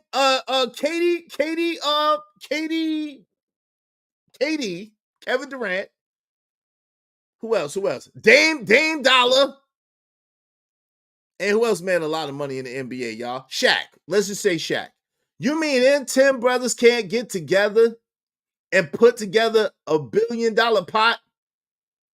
What's 10 divided by $1 billion? Boop, boop, boop, boop, boop. They can't put together $1 billion pot. That's just 100 million apiece. That's just 100 million apiece. They can't put together $1 billion pot and start something and say, okay, look, we project 7 years that we're going to be in the red. But after 7 years in the red, we started our own league. We started our own thing. And yeah, 100 million apiece. We started our own league. We started our own thing. And it's on and it's cracking. They can't do that. They can't put together 100 million apiece. All of them got it, right? My man just signed a $300 million contract. They can agree on, but we gotta stop that, JD. They can agree on potato salad, man. Yes, they can. Shit, they agree with everybody else. They could agree on potato salad. We're gonna have to figure out a way. But yes, shit, if they put 50 million apiece, that's a half a B. If they put 50 million apiece, if they start their own shit. Now, I know an NBA franchise right now is going for at least $1 billion, right? But if they each put 50 million apiece, 10, That's $500 million. They can start a whole new league for $500 million plus some. Now, is everybody going to be getting that $300 million deal that Jaylen Brown or Jason Tatum got? No. Jason Tatum got no. No. Is everybody going to get the $264 million deal that Steph Curry got or LeBron James got accumulative? No. No. No.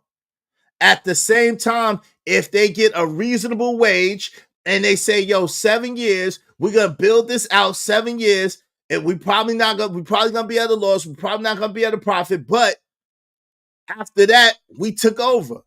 It's possible. It's more than possible. It takes time to build, Raj. Well, it sure does. Shit, the WNBA has been in the red for 26 years, bro. Let me say that again. The WNBA has been in the red for 26 years. I think maybe this year will be the only time that's coming to the black. The WNBA has been in the red for 26 years. I think this year, maybe they might get to the black. Maybe. So you telling me that we can't, and we've had WNBA for 26 years. You tell me we can't put together nothing? Where all the owners are people of color? Where most of the players are people of color? And y'all know us. We are benevolent people when it comes to that. We ain't gonna keep nobody out because of their skin color. Everybody would be welcome. If you got talent and you can make it, you will be welcome. If you got talent and you can make it, you'll be welcome. But look what they do. And they use us to do it. When LeVar Ball came out with the Big Baller brand, they shut him down because they use y'all to do it.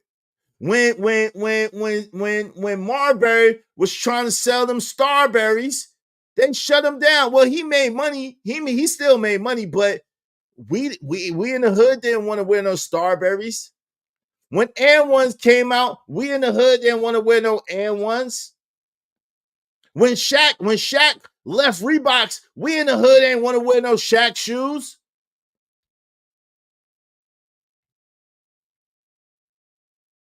When Big Baller, all them shoes was reasonable and inexpensive. So when LeVar Ball come out and he make a more expensive shoe, an exclusive lifestyle shoe, y'all talk about, oh, it's too much. Let's just admit it. Y'all don't want to support your own. Y'all don't want to see your own succeed. Y'all don't love yourself. You don't like yourself. And anybody that look like you and come from the circumstance, you ain't shit, so they ain't shit neither. Let's just be honest. Can we be honest for once? Can we keep it real? You know you ain't shit, so they look like you. They come from the circumstance, situation you come from, so in your mind, they ain't shit neither. We rather look good than do good. Sorry, it sounds good, but we can't do it like that because we compete with each other even when we are supposed to be building together. But that's what I'm saying. But that's a mindset and decision. LeBron James ain't competing with Bill Gates. LeBron James ain't competing with Jeff Bezos. LeBron James ain't competing with Jeannie Buss. Do you know that LeBron James' net worth is higher than Jeannie Buss' net worth? Did y'all know that? Y'all don't believe me? Shout out to Stanley D. Rock the Block. What's up, brother? Y'all don't believe me? How? Y'all don't believe me? Did you know that LeBron James' net worth is higher than Jeannie Buss' net worth? Let's look at that.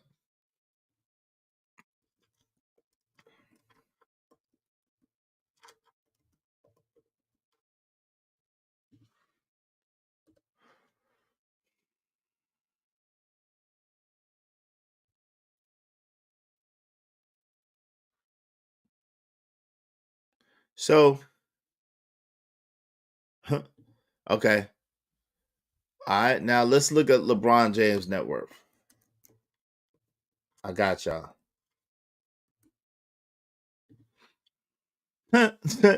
Y'all think I'm lying? Y'all think I'll be making up stuff? Check this out. I want to show y'all something. Check this out. Now, bear with me 1 second, y'all. Let me pull this up for y'all. This that white woman, Jeannie Buss.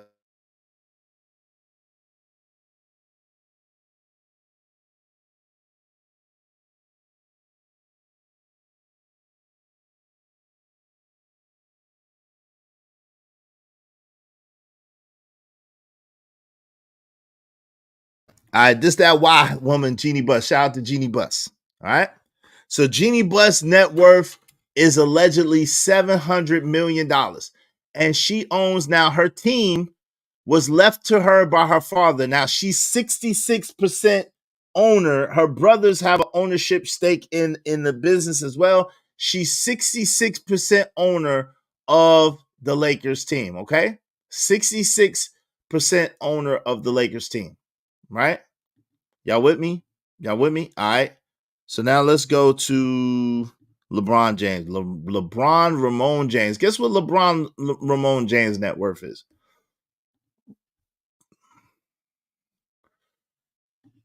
LeBron James' net worth is $1.2 billion.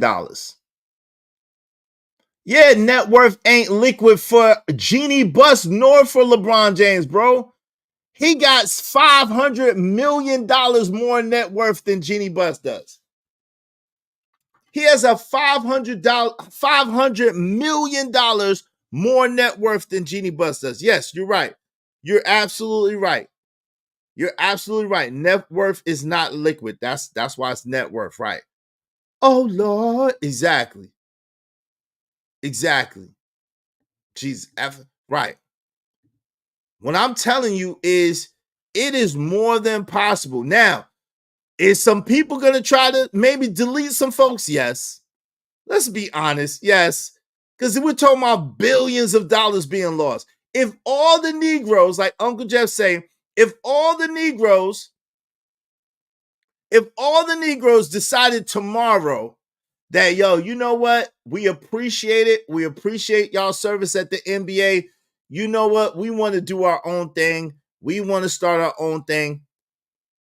Or let's just say they played it till the contract is over. Now, are some people going to get deleted? Yes. Is it going to be some wars and some stuff fought? Yes. Is it going to be a problem? Yes.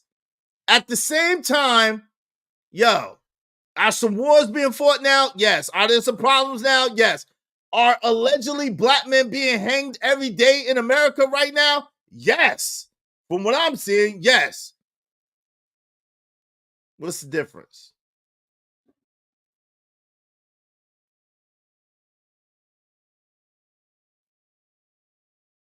Now, you know, I haven't heard from Byron Allen in a little while. Has anybody heard from Byron Allen in a while? Byron Allen sued Comcast and got $1 billion. He was able to acquire networks and have his networks put on, because they were doing a lot to keep black owners of networks out of cable for a long time. So Byron Allen sued and got at least $1 billion from what I've heard. They could do it. Now, again, it ain't gonna be easy. It ain't gonna be easy. Yeah, he been quiet lately, a little too quiet. Yeah, I was thinking the same thing. It ain't gonna be easy. And they're gonna try to bring up all the skeletons and all the this and all of that, like they did with Bill Cosby. But the truth is, we're gonna have to do our part too. We're gonna have to stand up and be like, nah. I don't give a. We're gonna have to be like, I don't give a F. You ain't touching them. Nah, they ain't going to jail. They ain't going to prison. They ain't going nowhere. What's up, Jay Lewis? What's going on? Something to think about with L. Nix. What's going on, brother? There was pushback on the Big Three League. They also didn't want black athletes, etc., from getting the pimp. Exactly. Shout out to my peoples. What's up, Black Man Unfiltered in the building? Salute, salute, salute. Thank you, brother. Yeah, Nix definitely came through. Give my brother L Nix a wrench. I don't know how L Nix don't have a wrench.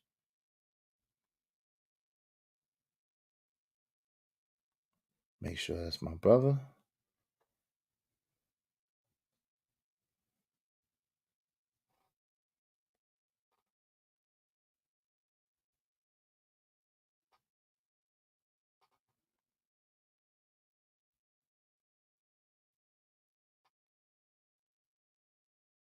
All right. Just make sure.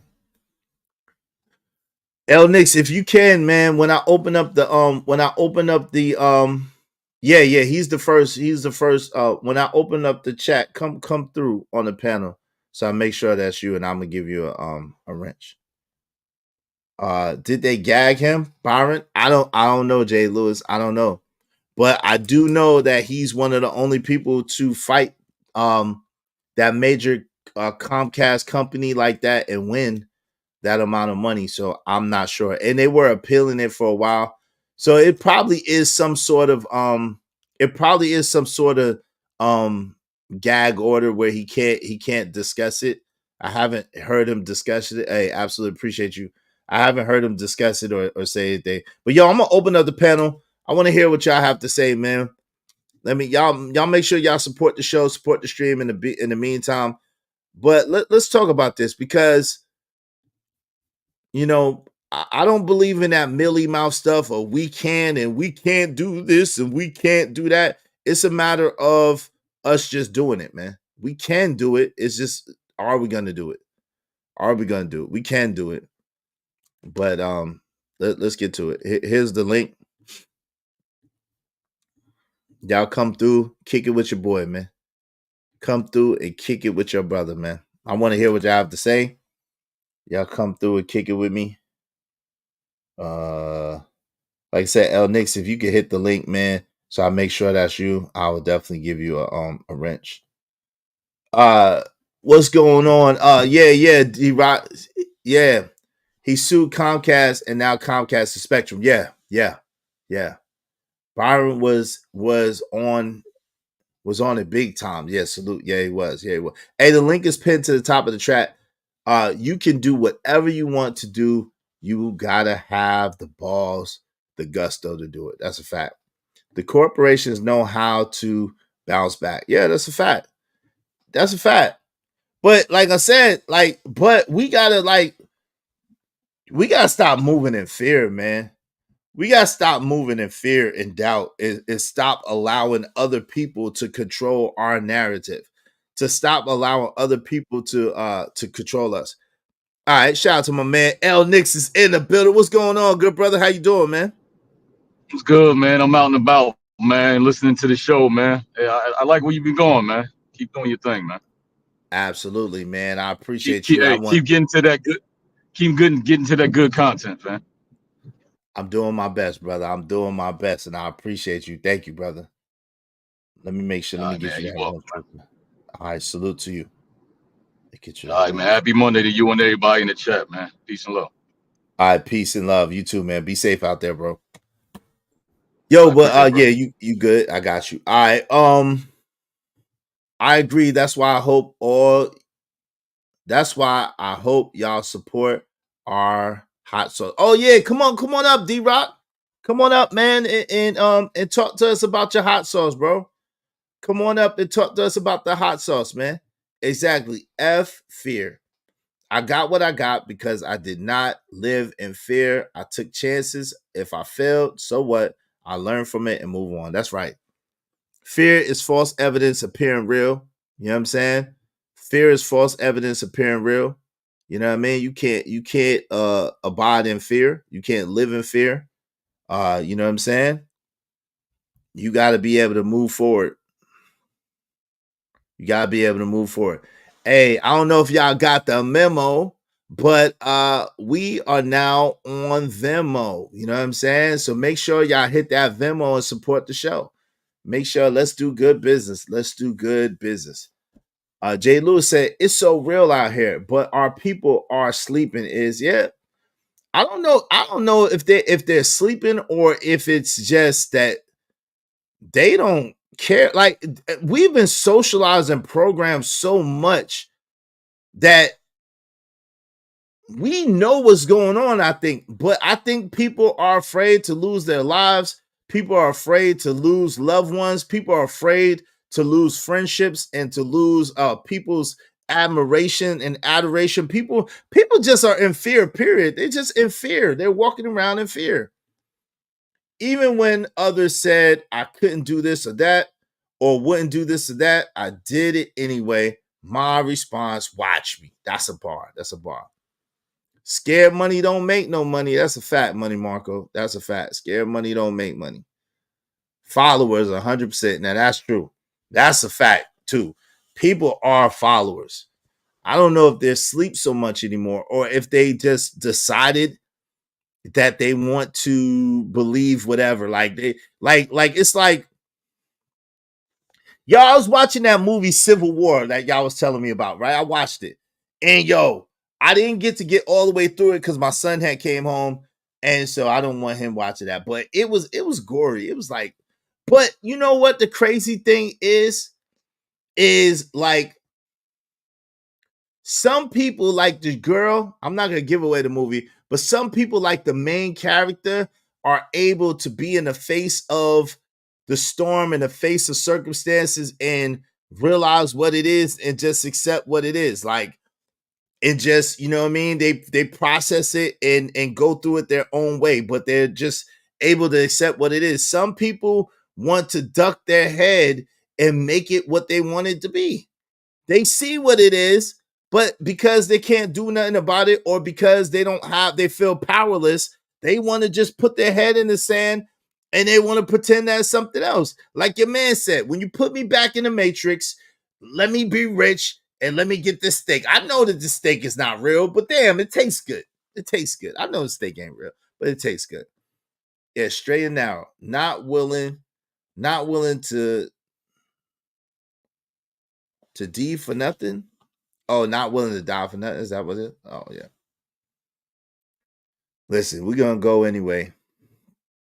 We are gonna go anyway. But I'm not gonna front like with the like my people's put me on. Jay Lewis put me on to those people who there's a lot of black men allegedly that's being hung right now. I don't know if y'all know this.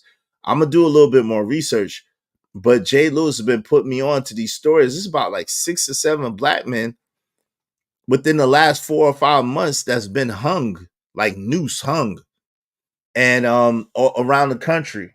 And so I'm gonna do a little bit more research on that. At the same time, it's like, yo, I even myself, I don't know if I really want to get into all that. I'm like, I don't know if I want to get into all that. I mean, 6 or 7 people is crazy. And they hanging niggas in 2024, that's even more crazy. I ain't gonna lie to you. That's wild. So God rest those brothers' souls that got allegedly hung or whatever. I'm gonna look more into it and see, but it's not something that I really look forward into getting into. I'll be real with you. It's like, man, that's sad and that's crazy. At the same time, I can't imagine it being me. I'm gonna be honest with you. Y'all gonna hear a different story. It's gonna be a different story if it be me. I'm just gonna say that. I just would like to believe that'd be a whole different story if it came to me. It's not gonna go quite like that. I'm glad you picked the Matrix metaphor before I typed it. Shout out to that. Oh no, I'm just saying. Django Bands. Hey, I'm just saying. You gotta, you know what I'm saying? Hey, somebody gotta come with me. Who's coming with me? That's all I'm gonna say. Who's coming with me? Who's coming with me? So if you prepared to go, let's go. Because hey, I ain't afraid to die. And if you come after me like that, some people gotta come with me. Shout out to my man, the MNF is Truth, Stanley, D-Rock the Block, and they got that sauce, man. That brother got that sauce, man. Shout out to D.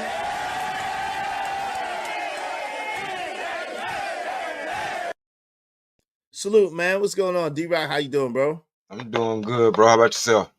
I'm doing well. Tell us about that sauce, good brother. Well, it come in a nice little package, you know what I'm saying?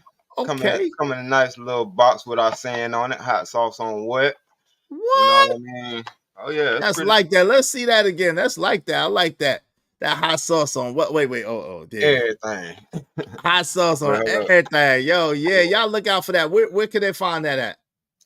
well, we still working on putting it out. Right now we just got it locally. Okay. But we working on that. But I feel what you're saying about all this because one of the films that we did, a couple of people got taken out of here. You know what I'm saying? In the process of making the film, because it was it was a big deal, and it was about the military. Wow. You know what I'm saying? But we still went on with the film. The trailer is actually on my page called The Charge. You know what I'm Y'all saying? check that out too. Hey, listen, that hot sauce, what? On everything. Y'all make sure y'all hot sauce on what? It's on everything. Y'all check that out. Look out for that. If you in the what is that? Are you in the South Carolina area or Georgia area right now? Yeah, South Carolina. I mean, but If if you're y'all but I was saying though, if they hit up my email, which is on my page or whatever like that, then we can get you a bottle out. You know what I'm saying? We got a couple of thousand on deck. no doubt, brother. I know, I I'm got still you, bro. waiting. I'm still waiting on my copy. I sent you my address. Oh, you did? Yeah, I've been sent it. Oh, well, you I'm ain't tell me, gonna bro. send I it got again because you ain't 1,000. got. Yeah, you I'm supposed gonna to. send it Yeah, again. tell me. I put the. And I'm gonna buy a bottle of that hot sauce, at least one bottle. You gotta put me down for that. I gotta support my people. So I y'all got make sure you, bro. y'all check out my brother, man. Check out D-Rock. See, that's what I'm saying. Like, we got dudes doing some stuff over here. Like, don't get it twisted. We got dudes that's like out here working and putting in work. You know what I'm saying? Don't get that stuff twisted. Like, D-Rock, you know what I'm saying? He may say what he say, but this is an accomplished dude. Ron Mack, an accomplished dude. My man Crown, an accomplished dude. Truckee Yell his right, an accomplished dude. Smitty, an accomplished dude, even though he's annoying sometimes. Love you, Smitty. Angry Man, an accomplished dude. Yeah, we got accomplished men over here. Don't get it twisted, confused, or twitted. These are men that have stuff going on in real life, that have done some things, that have been some places and got stuff going on. Okay. So I want Emperor Kojak, man, 303 the Great. That dude got everything going on, man. Yeah. Are you kidding me? That dude got everything going on, man. But that's a good point though, man, and it gets overlooked in these so-called spaces. I hate that people call it that. I mean, it's YouTube. It's accessible by everybody in the world, but minus a couple of countries. But the point is, we have all these DMP conversations, but nobody speaks on the fact or the people that's actually out here doing stuff and putting products out here and putting real things in the work. You know what I'm saying? Because this stuff don't happen overnight. It takes, you know what I'm saying? It takes a process, but you got to start somewhere. And like you said, you can't be scared to start. You can't be scared to do it. You can't be scared to step on some toes or whatever the case may be. You know what I'm saying? Because now we're looking at having to go up against these other brands. Yep. And we were supposed to, we were supposed to not take out, but go against one company because they stole our brand, kind of, sort of. Yeah. Think about it. You ain't never heard Frank's hot sauce? Nah. What's going on? What's going on, JD? Frank's is that the one sauce. that put that? Oh, is that the one that put that on on everything? Yeah, Come I on, heard man. that. Yeah. Oh, that was y'all had that before them? Oh yeah, we got it documented, copywritten, and all that before that. Oh, y'all need to get paid. Y'all need to go after that. Yeah, y'all need to go. Shout out to J. Lou said my cousin have his barbecue sauce store. Shout out to your cousin and his barbecue sauce. Shout that out. Put that out there so people could check out your cousin's barbecue sauce. Shout out to my man JD 1975.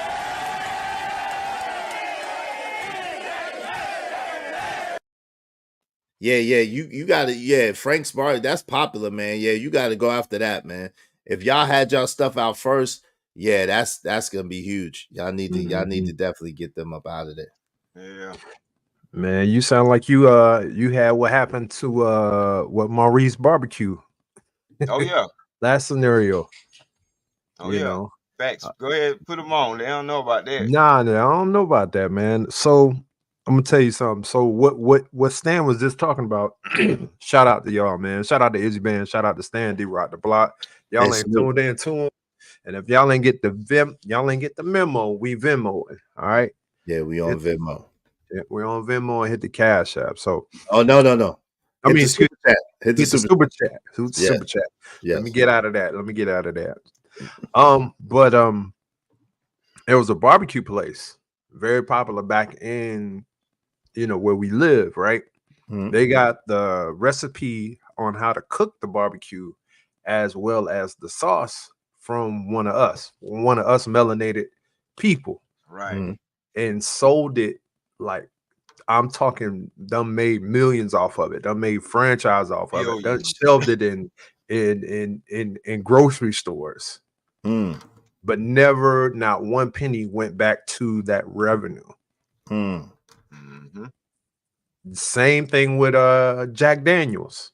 Yep. The original recipe. That's the exact same thing that has happened with Stan. So,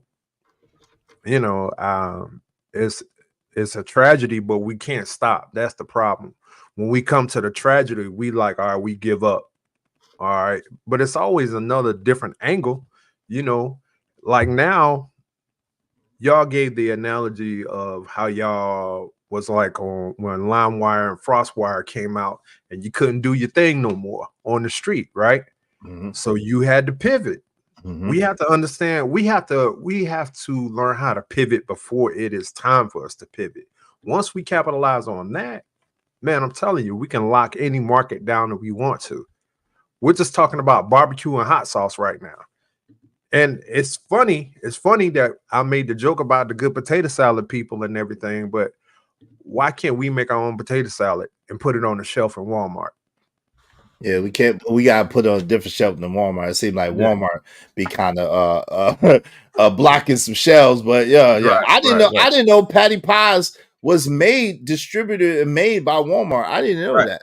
Yeah. They just That's using the her only face. reason why. Yeah, that's the only reason why they got that. Yeah, they using her face and her likeness. She Right. get paid, but she get paid the least amount. And this is the thing. I was They saying that took when we her talked about that recipe. is. Yeah. Yep, I was telling you about that. I was like, nah, that ain't. I mean, it got, you know what I'm saying, our sister face on it, and that's just to pull our dollars in. But other than that, Right. Walmart owns everything about that product. Mm-hmm. The What's up, Vic? packaging, everything. What's up, Vic? Vic in the building. Vic the other day was trying to school me. Like, I love Vic, right? But he get on my nerves when he start talking about that. Oh, the white man won't let us do, and he ain't gonna let us collect and get together and make nothing. That get on my nerves, yo. Yo, you need to have Vic and you need to have both of them on there, Vic and Smitty. Hell Oh no. no. Hell no. Hell no. Nah, I can't take it. I can't take Vic and Smitty together. I can't take some dude and Smitty together, or Right. some dude and Vic. My time. I got patience. I ain't got that much patience. Hey, Chindy Allen said Jack Daniels was stolen. Didn't the man die? Shout out to Chindy Allen. Yeah, I wouldn't even do that to y'all, man. I ain't gonna lie. We got one. Yeah, they like, oh hell no. Yeah, one disruptor at a time. Like, I can't do two disruptors at the same time, yo. No way. But Yeah. they can still convince us that black men don't do nothing. That black Yeah. men ain't building nothing, ain't creating nothing or nothing. That's like it's wild. But to take it a step further, even after you've done something, it's not enough. Right. It's never enough. It's not enough. It's like, oh, either if you come across it and you execute it, you've even have a plan even after the plan. I was looking at Westinghouse, all of the patents that they stole. Mm. Whoa, man. If you get a chance, man, look at Westinghouse and all of the patents that they had. Man, I know one in particular. Yeah. I worked with the guy who invented the washing machine dryer combo. Wow. Yep. Yep. Wow. But the crazy thing is this, it's like we got to fight. Like you said, JD, we got to fight back, and we can't get weary of the fight. Yeah. And that's what happens. Like, we'll lose a person or two, like D-Rock said, and then we'll give up and we stop fighting. Or they'll make us jump through all kinds of hoops and loops, and then we give up and then we stop fighting. Like, we got to keep fighting regardless. And because more than just the money, it's our reputation, it's our intellectual property, it's that we gotta stop making it so easy for them to mess with us. We gotta stop making it so easy for them to take from us. We gotta stop making it so easy for them to disparage us and degrade us and downgrade us. We gotta stop making it so easy. You know what I'm saying?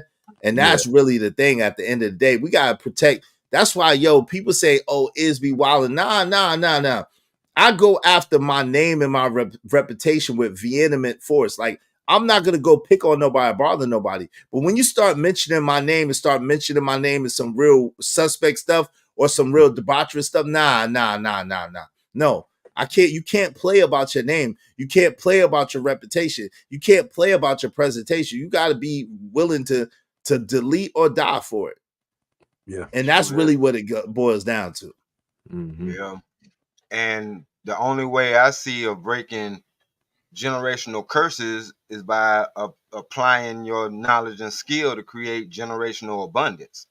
And that's why, a lot of people are scared of doing stuff because they ain't seen nobody successfully do it or succeed at doing it, or like you said, keep the fight going.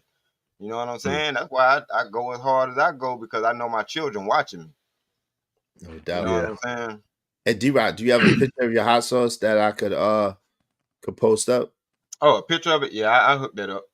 Let me know too. That was the other reason why I jumped up here too, man. I want to go ahead and buy a bottle. Here's another thing, and this is to everybody in the chat, and hopefully if you're on the replay, like, share, and subscribing this. For people that are entrepreneurs, people who work hard, do not compromise your price. And the people that's asking for your actual product, stop trying to beat them down on the price. You got to understand, when someone is coming up with their own product that does not have a market for it, there is no wiggle room. There is no bargaining room for them to negotiate their price lower.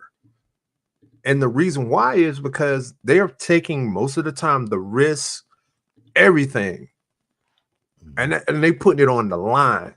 I'm talking everything. This is like beyond their livelihood. This is their reputation. This is everything, hard-earned money spent. The minute you take away from that price, that takes away from the product. So that quality of product, you will never be satisfied because you're so fixed on a dollar amount of how much you think it is. And a lot of times that's how a lot of businesses lose not only their integrity, but just their whole infrastructure. No doubt. But they don't go into Fendi and do that. They don't go into Gucci and do that. They don't go into Louis Vuitton and do that. They don't go into any of these stores and be trying to negotiate. They'll gladly pay $2,000, $3,000, $4,000, $5,000 for a bag. They'll gladly pay $7,000, $8,000, $5,000 for a belt. They'll gladly pay. You know what I'm saying? They don't do that with nobody else but us. And Emperor Coach at 3 and 3 the Great said they've been stealing shit from blacks for at least 400 years. Shout out to that. Honey baked ham was stolen from blacks. Whites didn't know how to cook a ham right until the slaves taught them. Oh Lord. Shout out to Ogun Network coming soon. Said, just think about Smitty, some dude, and Vic on the same panel. No, I prefer not to. I prefer not to. No.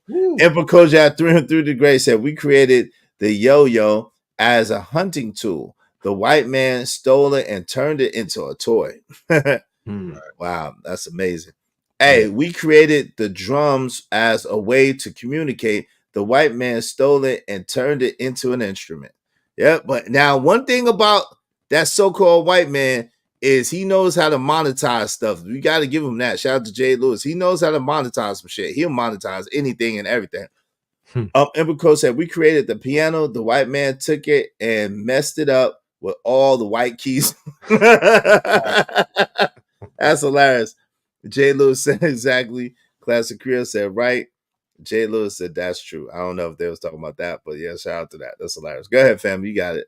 I'm glad that JD said that, because that's exactly why our price point is what it is.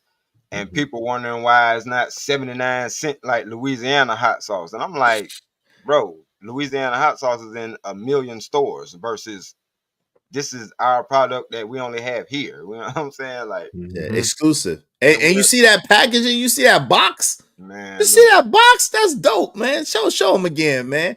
Hey, listen, y'all understand it take a lot to manufacture and come up. Yeah, put that, yeah. Hot sauce on.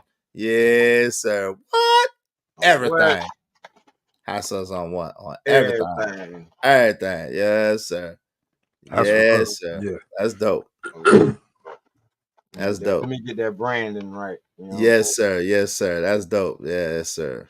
Yeah, I think so, man. I mean, that's dope. I like that. And it's quality. You can look at it in itself. Yeah. Hey, go. Hey, D-Rock, real quick. Put your email address. Y'all can email D-Rock directly. He's gonna put his email address in the chat. Y'all email D-Rock directly to buy some of that hot sauce, man. Yeah, man.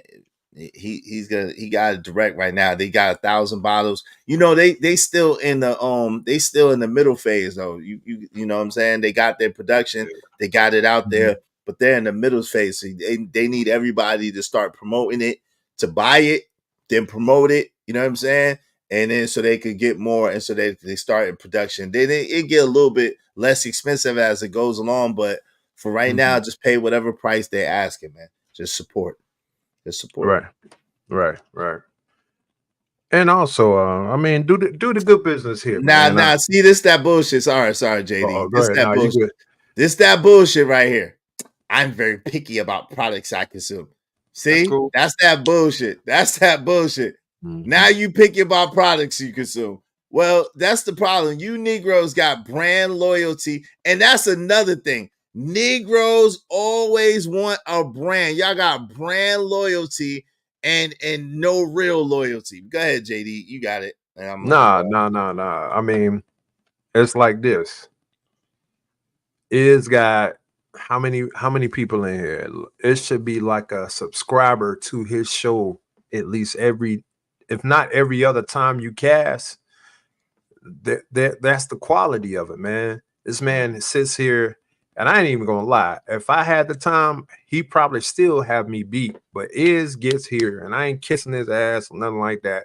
But the amount of quality that you get, do you know how hard it is just to sit here and talk in front of people? That's a gift. But at the same time, y'all don't see the value in it. Y'all just look at, oh, he's talking about this person, or he don't win in on this. Oh, he asking for money. Blase blah. But do you realize to the quality that you're getting, as well as to the actual education that you get? Because he drops gems. I'm trying to tell you, I wouldn't be up here. You know what I'm saying? Okay. I know D-Rock wouldn't be here. Trust me. I don't know these brothers per se personally, but I know them. I know their brand. And if they're like, hey, I got this, hey, I'm gonna get out there and do the support, do the good business. But unfortunately, we complain about something like a Walmart, but go in there and look for people. And I said this to my wife, people look for McDonald's results and quality. If McDonald's did anything, they messed up everybody's expectation of anything. They'd rather put a time stamp on how you're supposed to receive stuff. Good things come to those that happen, but it's a time and a process. You can't rush quality, man. If I go outside right now and say, hey, I want me a good pair of shoes, dress shoes, I know I'm going to spend a certain amount of money. I'm sorry, because I'm looking for quality. I'm looking for something that consistently is not going to break down on me. I'm looking for something that is unique for me. But see, a lot of people don't understand that quality requires time. It requires sacrifice. It requires you to spend more money than what you think you would. And by the time if I would have bought 4 pair of cheap shoes, guess what? I would have took that money and should have applied it to the real nice pair of shoes and won't have to buy no more for the next 4 or 5 years. Right. No doubt. All right, but this is the thing, right? So to that point, I'm gonna let D-Rock get in there. Shout out to my man. Let me just do this for real quick. Shout out to my man Ogun Network coming soon with the 10. He said, "Hush up, silly woman." At 60 carat. Yeah, hey yo, you could time her out for 5 minutes. And Kojak said if she come back with that BS, he gonna use that 20 and get her up out of here for a little longer. Shout out to Weedy 504. Remember for 7 months said, don't say that don't say that we haven't spent you. What? Don't say that they say we haven't you spent over 500. Good luck. I don't care how many times you read that. Shout out to Weedy. Thank you for being a member for 7 months. Hey, Jay Lewis said, don't dumb your prices down because someone wants the damn hookup. Exactly. Yep. You can charge what you charge. Exactly. But want to hook up from the next black man. Yep. They ain't gonna do it from the packaging. Presentation is everything. Yes, it is. Support. Give as a gift to someone else. Yeah, make sure y'all give that hot sauce as a gift to someone else. The holidays is coming up. I got you, Coach. Shout out to you. Can I say something else real quick? Yeah. This packaging is exclusive. We can't put this on the shelf. It takes too much shelf space. That's another thing people don't even consider or realize when they have products. You have to account for how much space are you going to take up on the shelf. Mm-hmm. And I found out, in some of these local stores around here that they have a local section, and it's a very small section. You probably get like 2 feet by whatever the depth is. I think the depth is like 1.5 feet or whatever like that. So you have to know how many of your product can fit in that space too. So things like that, like there's a bunch of stuff that goes into this. Hey, Smitty, I can read. Some people just be typing fast and can't write. So if you want to continue to troll, Smitty, I suggest you hit a super chat or hit a Venmo. Get the memo, hit the Venmo, or hit a super chat. You was the one that asked me about getting a Venmo to begin with and ain't never hit a Venmo. Man, hit the damn Venmo. Tell my ninja still can't read. I can read. People just still can't write. How about that? Yeah, I read that to myself and I was like, Yeah. I'm going to stop doing it to myself. Does not compute. That's what my brain I'm telling you, Smith, you got one more time. I'm taking your wrench and I'm going to leave you out there for the Wolves for today. I'm going to let the Wolves tear your leg off. Sorry. My bad. I'm going to let the Wolves. I'm not laughing. My fault.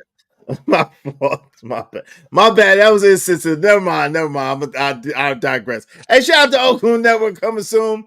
I wasn't in the mood for her mouth today. Hey, she got 5 minutes. Maybe she'll learn her lesson. Maybe she won't. Izzy, if you were Les Brown or some of these other speakers out here, they would have to pay a few grand to get the same information you giving. Yeah, I know that too. But I got a YouTube channel, so I'm just talking. I'm spreading love. Shout out to Lord ADS. He said, yep. Emperor Co said, folks don't consider that they never built store shelves or in cap. I used to do that when I worked at Target. Yep, me too. Oh, yeah. Humbling experience. Let you understand the whole business model. Yo, my bad. I apologize. It wasn't meant to be a low blow. I thought about it after I said it. Shout out to some people in the building. We ready. I hunt wolves on my sick day. Okay. I need some more. Don't do it. I'm telling you. I'm not gonna do it. He just needs some more. He just needs some more. I think you were trying to say during the winter, but but it just stopped. It's during the winter, and I can't read. Dur is not a word, but I can't read. Any bears available? That's good eating with no question marks. Is cool. Pull up, LOL. So wait, Smitty, cool. I'll give him a pass. Nah, he ain't really cool. Yeah, Smitty cool. I rocks with Smitty. If I had a choice, I'll rocks with Smitty. That's all I'm gonna say. Rocks with Smitty. I rock with Smitty too, but you know what I'm saying? He be tripping. He thinks it's his job to troll me. He's speaking and writing in nigganese again. Yes, he does. He does. Don't all three of y'all think about coming up. I know somebody mentioned that, but I will leave y'all niggas in the back. Don't all three of y'all niggas think about coming up here. Don't you do it. Don't you do it. I ain't got enough support today. I ain't got enough patience today. I ain't got enough brain power today for all three of y'all.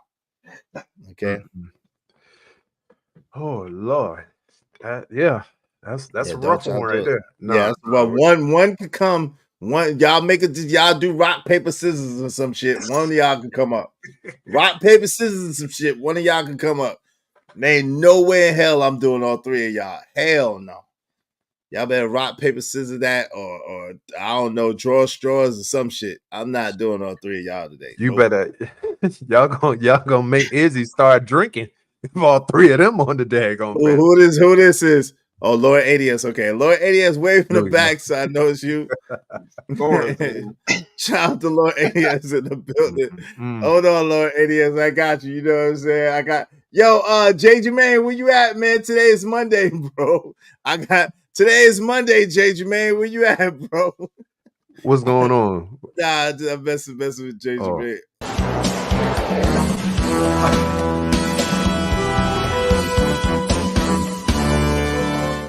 Good Lord day, ADS, sir. How you Lord feeling? Lord ADS is in the building. Why in the hell is Brian I'm trying to guess. Hey, you didn't pay today. You can't get much for free. Hey, Smitty, waving the back, so I know it's you. You didn't pay today, so you can't get much for free.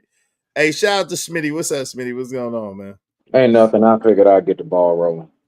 Oh, okay. Well, shit. What up, Smitty? There's the quota. What up, Smitty? There's the nigga quota. What's going on, Stan? The nigga quota has been filled by Smitty. So if all three of y'all show up, Izzy, I'll go on strike. Real talk. Hey, listen, I'm not letting all three of them niggas on the panel. Ain't no way. But if Smitty get to talking greasy, I want y'all to put some money on Smitty head. Y'all be making Smitty feel too special around here. He think he got it like that. I do not talk greasy just because I use Crisco's chapstick in the winter, nigga. Cut it out. See, stuff like that. Hey, the Clear Gentleman podcast with Dirty Jackson. Shout out to Dirty folks. Hey, he said the Clean Gentleman podcast with Dirty Jackson. That's hilarious. Yo, Lord ADS, what say you, good brother? How you doing today, man? I would like to say this. Thank you for having me up, Izzy. Good day, gentlemen, of course. Yes, sir. Great day. Smitty kinfolk, man. Me and him got the same kind of kin name. We kinfolk. So Smitty, good people. We love Smitty. He good.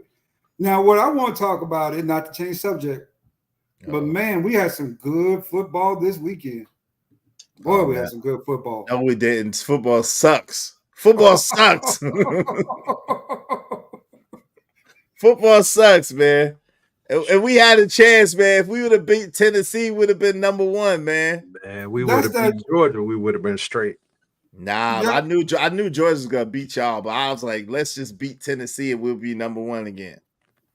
It's not a Jalen. It's that defense. It follows what's his face wherever he goes. He got that tag along defense going. You know, where they just be there, but they don't really do anything, right? Mm-hmm. So that comes with the new head coach. I don't think he's very good at coaching defense. I think he's really good with offense, but not so good with defense, right?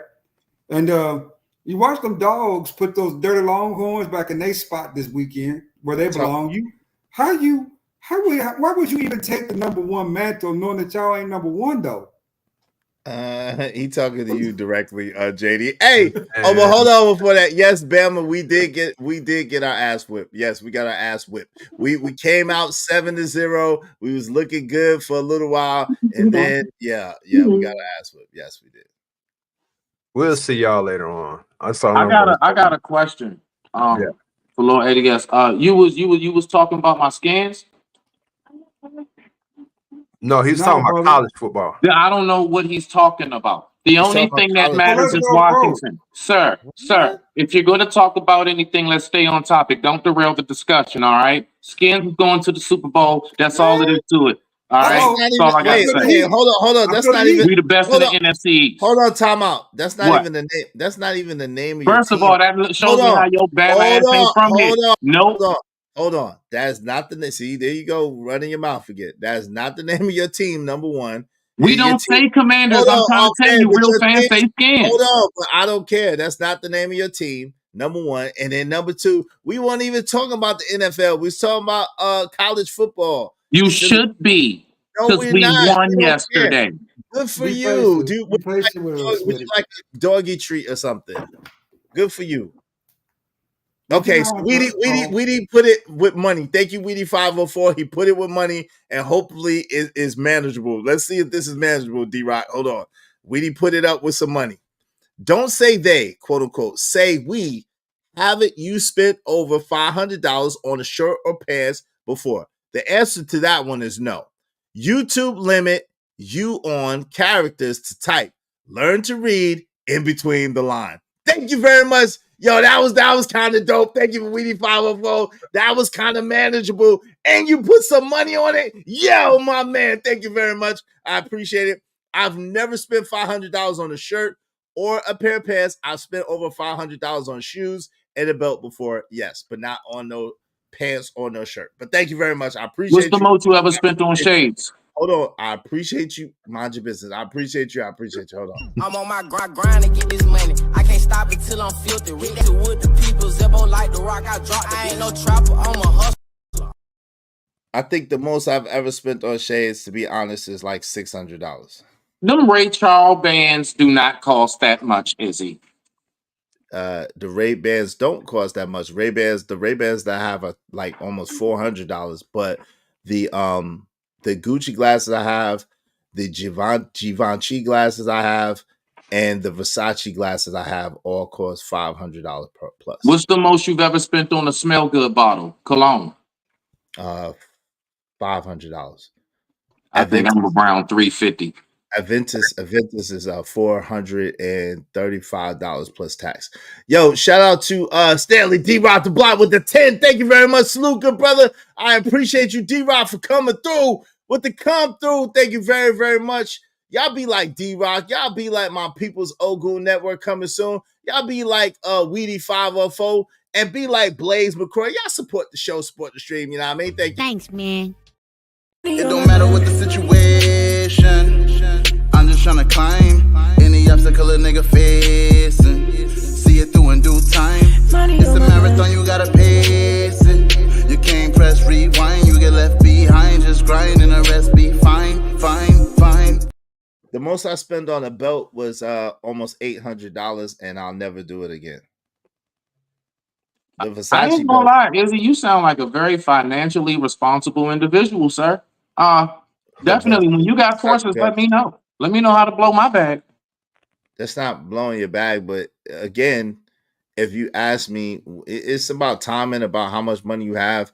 Like, I don't have 100 Versace belts. I have 3, I think, and I have a Fendi belt, and but yeah, so those belts cost like you know what I'm saying? $125 a pop, yeah, something like that. How much? What? Yeah, the Louis Vuitton Devil's belt. Not a real Louis Vuitton belt is like $800, man. After tax, it's almost. He's talking about China market version. Yeah, I don't know what he's talking about. They're almost 800. I mean, if you go down to Discovery Mills, where I live at, they have a sunglass hut, the Gucci store, Louis Vuitton store there. Or if you go down to Phipps Plaza, they also have Louis Vuitton there. And last Christmas, they had Louis Vuitton belts on sale for $125. You know how I know? Christmas? Yeah. What? Well, first of all, the Louis Vuitton store is not in Phipps Plaza. The Louis Vuitton store is in Lenox. That's number one. The Gucci store is in Phipps Plaza. The Fendi store and the Louis Vuitton store are in Lenox, not in Phipps Plaza. Well, Hey, I got a question.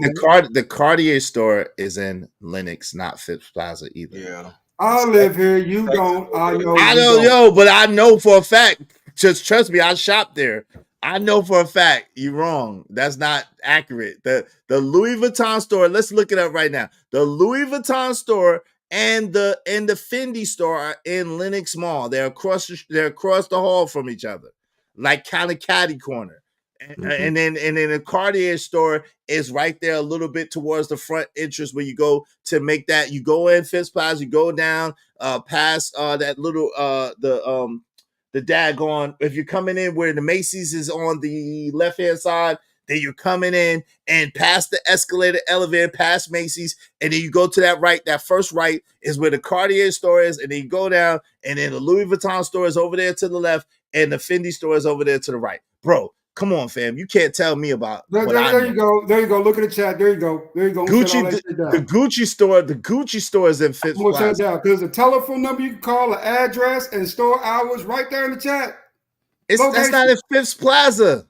That's in Saks, yeah. Atlanta Saks. You just see that's Saks. It's not Phipps. That's not the Louis store. The Louis store is in Lenox. Yes, Saks is in Phipps Plaza. Phillip Plaza, brother. Yes, Saks is in Phipps Plaza, but that's not the Louis store. Yeah, brother. What are you doing? Since when is Saks? Hold on, time out. Let me ask you a question. Since when is Saks the Louis store? What are you talking about? Saks is the plaza, man. The Phillips Plaza, yeah. Okay, so since when is that the Louis store? It's not. You said the Louis store was in Phipps Plaza. Where the only thing they have in Lenox Mall is a food court. You're lying. What are you talking about? What are you talking about? What is he talking about? Yo, D-Rock, what is this man? D-Rock, what is this man talking about, man? I don't know. He's talking about Macy's and Bloomingdale's in the lobby. What is he talking about? They got BMWs in the lobby, bro. University. What are you talking about? Bro, what are you talking about? What? They might have a Bentley on the bro. It's in the chat, Liz. Hold on. I don't care. Hold on. Here we go. I want some money for you derailing my show. Is the Louis Vuitton? Matter of fact, hold on real quick too. Let me show you something, bro. Because you again, you just talking. Hold on real quick. I got two of them right here. Where do you think I got them from? Can't see anything with you. Calm down.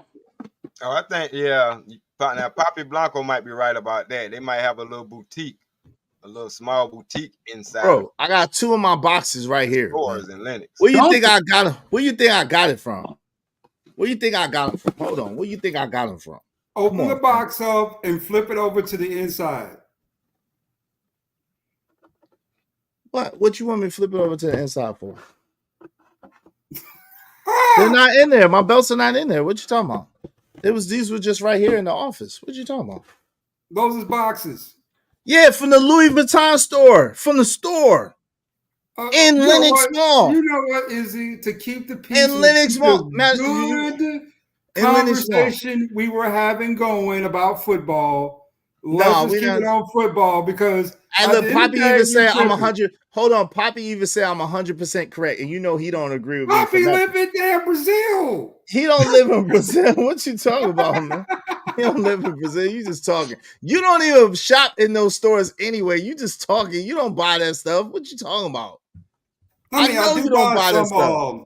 Every once I bought something for my girlfriend some years back. I forgot what it was. Yeah, but I me personally, I might spend $750 on her shoes because she asked me to. But I got the Sakai's. The Sakai's ran me $450. I got both colors ways of those. But I ain't buying no Louis Vuitton sneakers, nothing like that, nothing weird, It's just Louis Vuitton and Louboutin are two different things. Which one? Christian Louboutin. Louis Vuitton and Christian Louboutin is different. See, there you go being a PCG. You know what I'm talking about. I think Louboutin is a shade tree mechanic in Augusta. Yo, shout out to J. Lewis 990, and thank you so much. She said, "Oh Lord, I don't care about football anymore." Shout out to J. Lewis. You ruined it, Lizzie. Hope you don't mind if I say this out loud. How wonderful life is, 'cause you're in the world. This man crazy, man. What's wrong with this man? You ruined our good discussion, Izzy, with your designer crap. You was the one that tried to lie and talk about the Louis Vuitton store is in Phipps and it's not. It's in showed you with Saks. You're wrong. It's Saks Fifth Avenue is a store by itself. So Google is hold on. Time out. Does Saks Fifth have Louis Vuitton in Saks Fifth? Yes.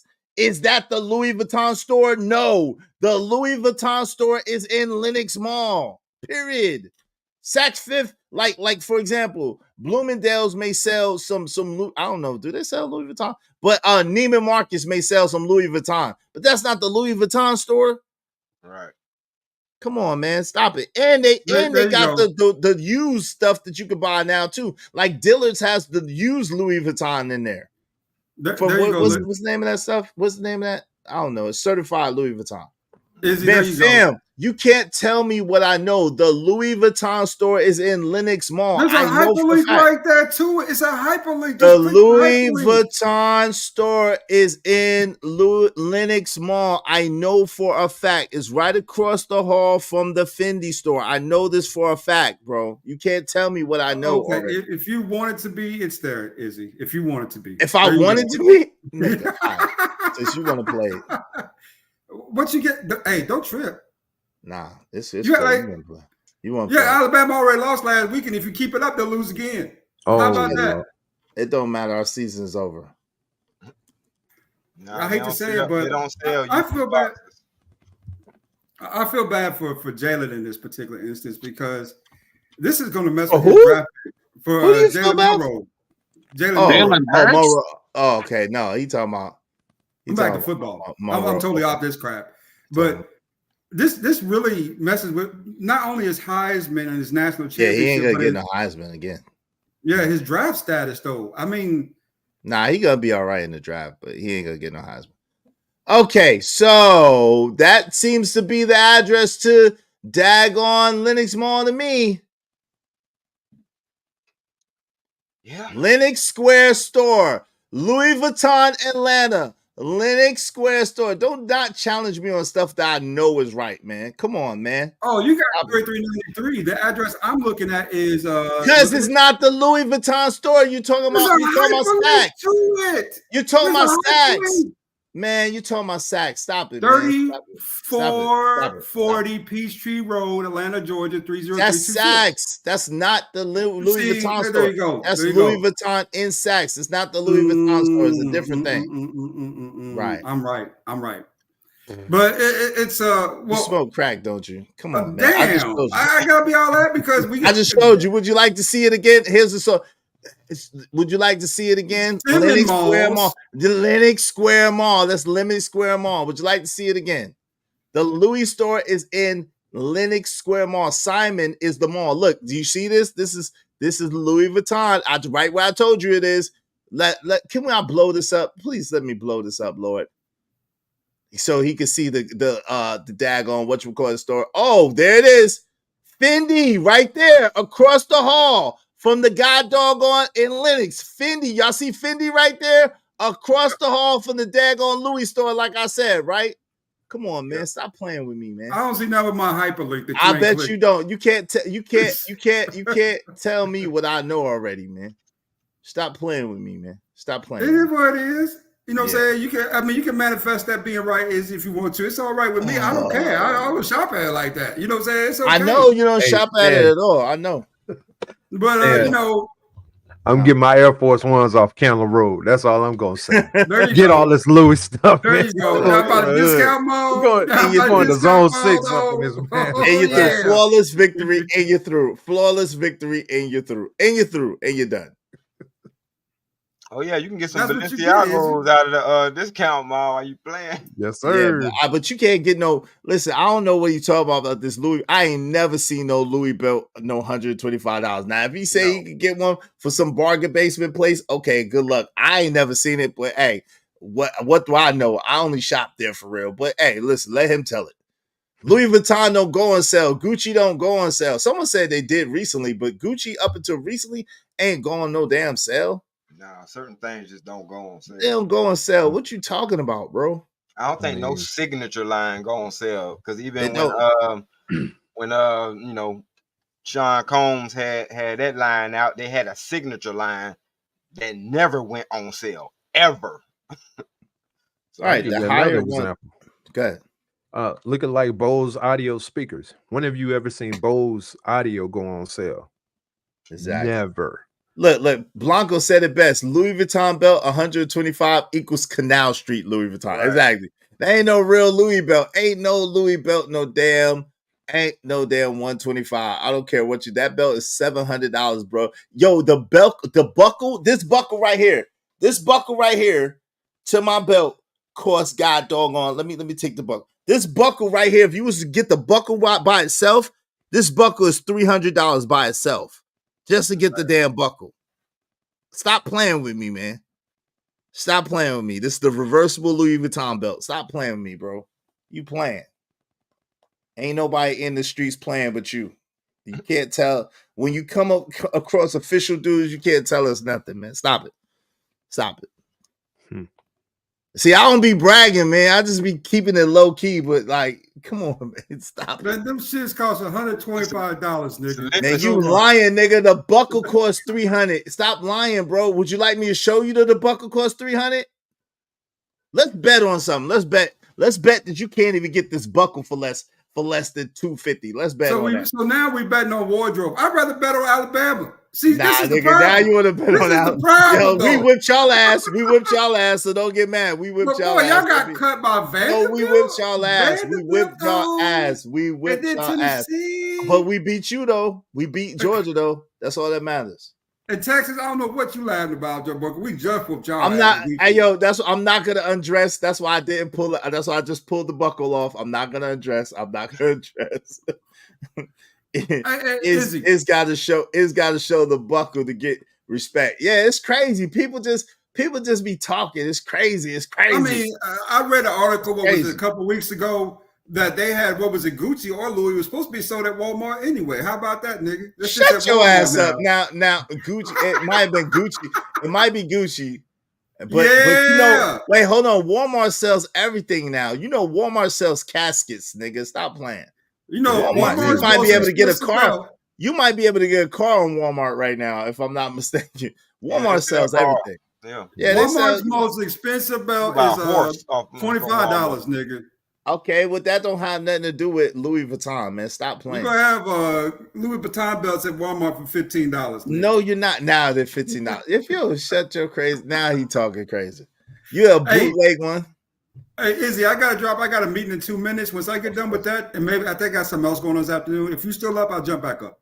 Yeah. We probably take care. All right, man. There you go.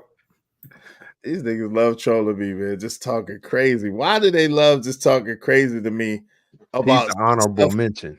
About stuff that I know about. Like, yeah, like I live this stuff, and they talking to me about something like I live this. Like I ain't new to this. What we talking about? Yeah, like I said, I'll just go off Candler Road and get my Air Force Ones, and I'm good. I'll save the rest of the money for the kids. No, that hey, shout out to Jay Lewis. She's right. She said, that's crazy because that didn't get you no advertising dollars.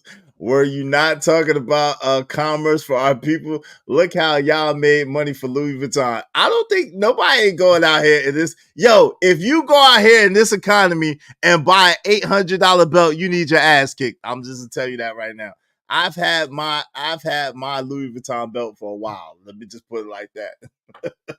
If you go out here and spend $800 on a belt in this economy, you need your ass kicked. Yo, Izzy Bear's little Izzy in a few minutes. Yeah, I got to go pick up my son.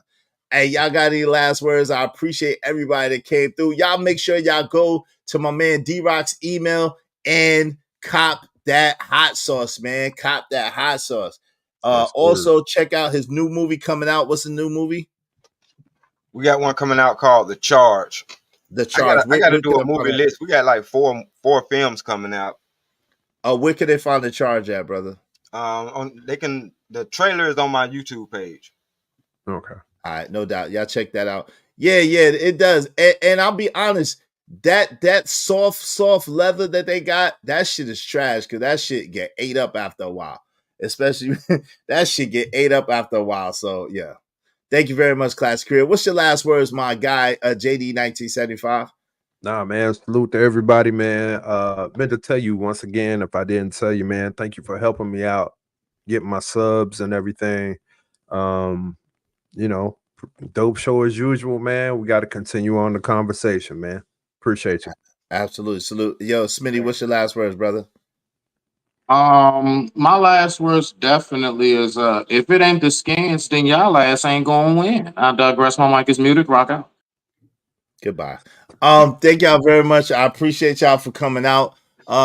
Salute. Yo, salute to TB Trucker, the Emperor Kojak 3 and 3, the great. To Blaze McCrory, sponsor of the show. Jay Lewis, thank you very much for the double up. Thank you, Ogle Network coming soon. Weedy 504, thank you. D-Rock, thank you very much. I appreciate y'all. Y'all can support the show at any time. Get the memo. Hit the Venmo. And make sure y'all subscribe to Kojak 3 and 3 Gaming, to JD 1975, to Stanley D-Rock the Block, and also to that bonehead nigga Smitty.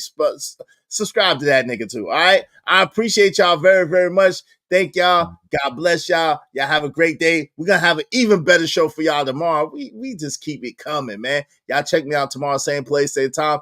If y'all are not subscribed to my channel, I don't know what you're doing. Make sure you subscribe to my channel as well. All right. Love, man. Y'all be easy. Peace. All right. Salute.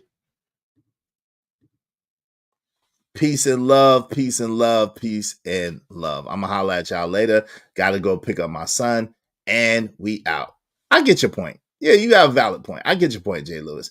Hey, peace and abundance. Stay safe, be careful, and stay frosty later.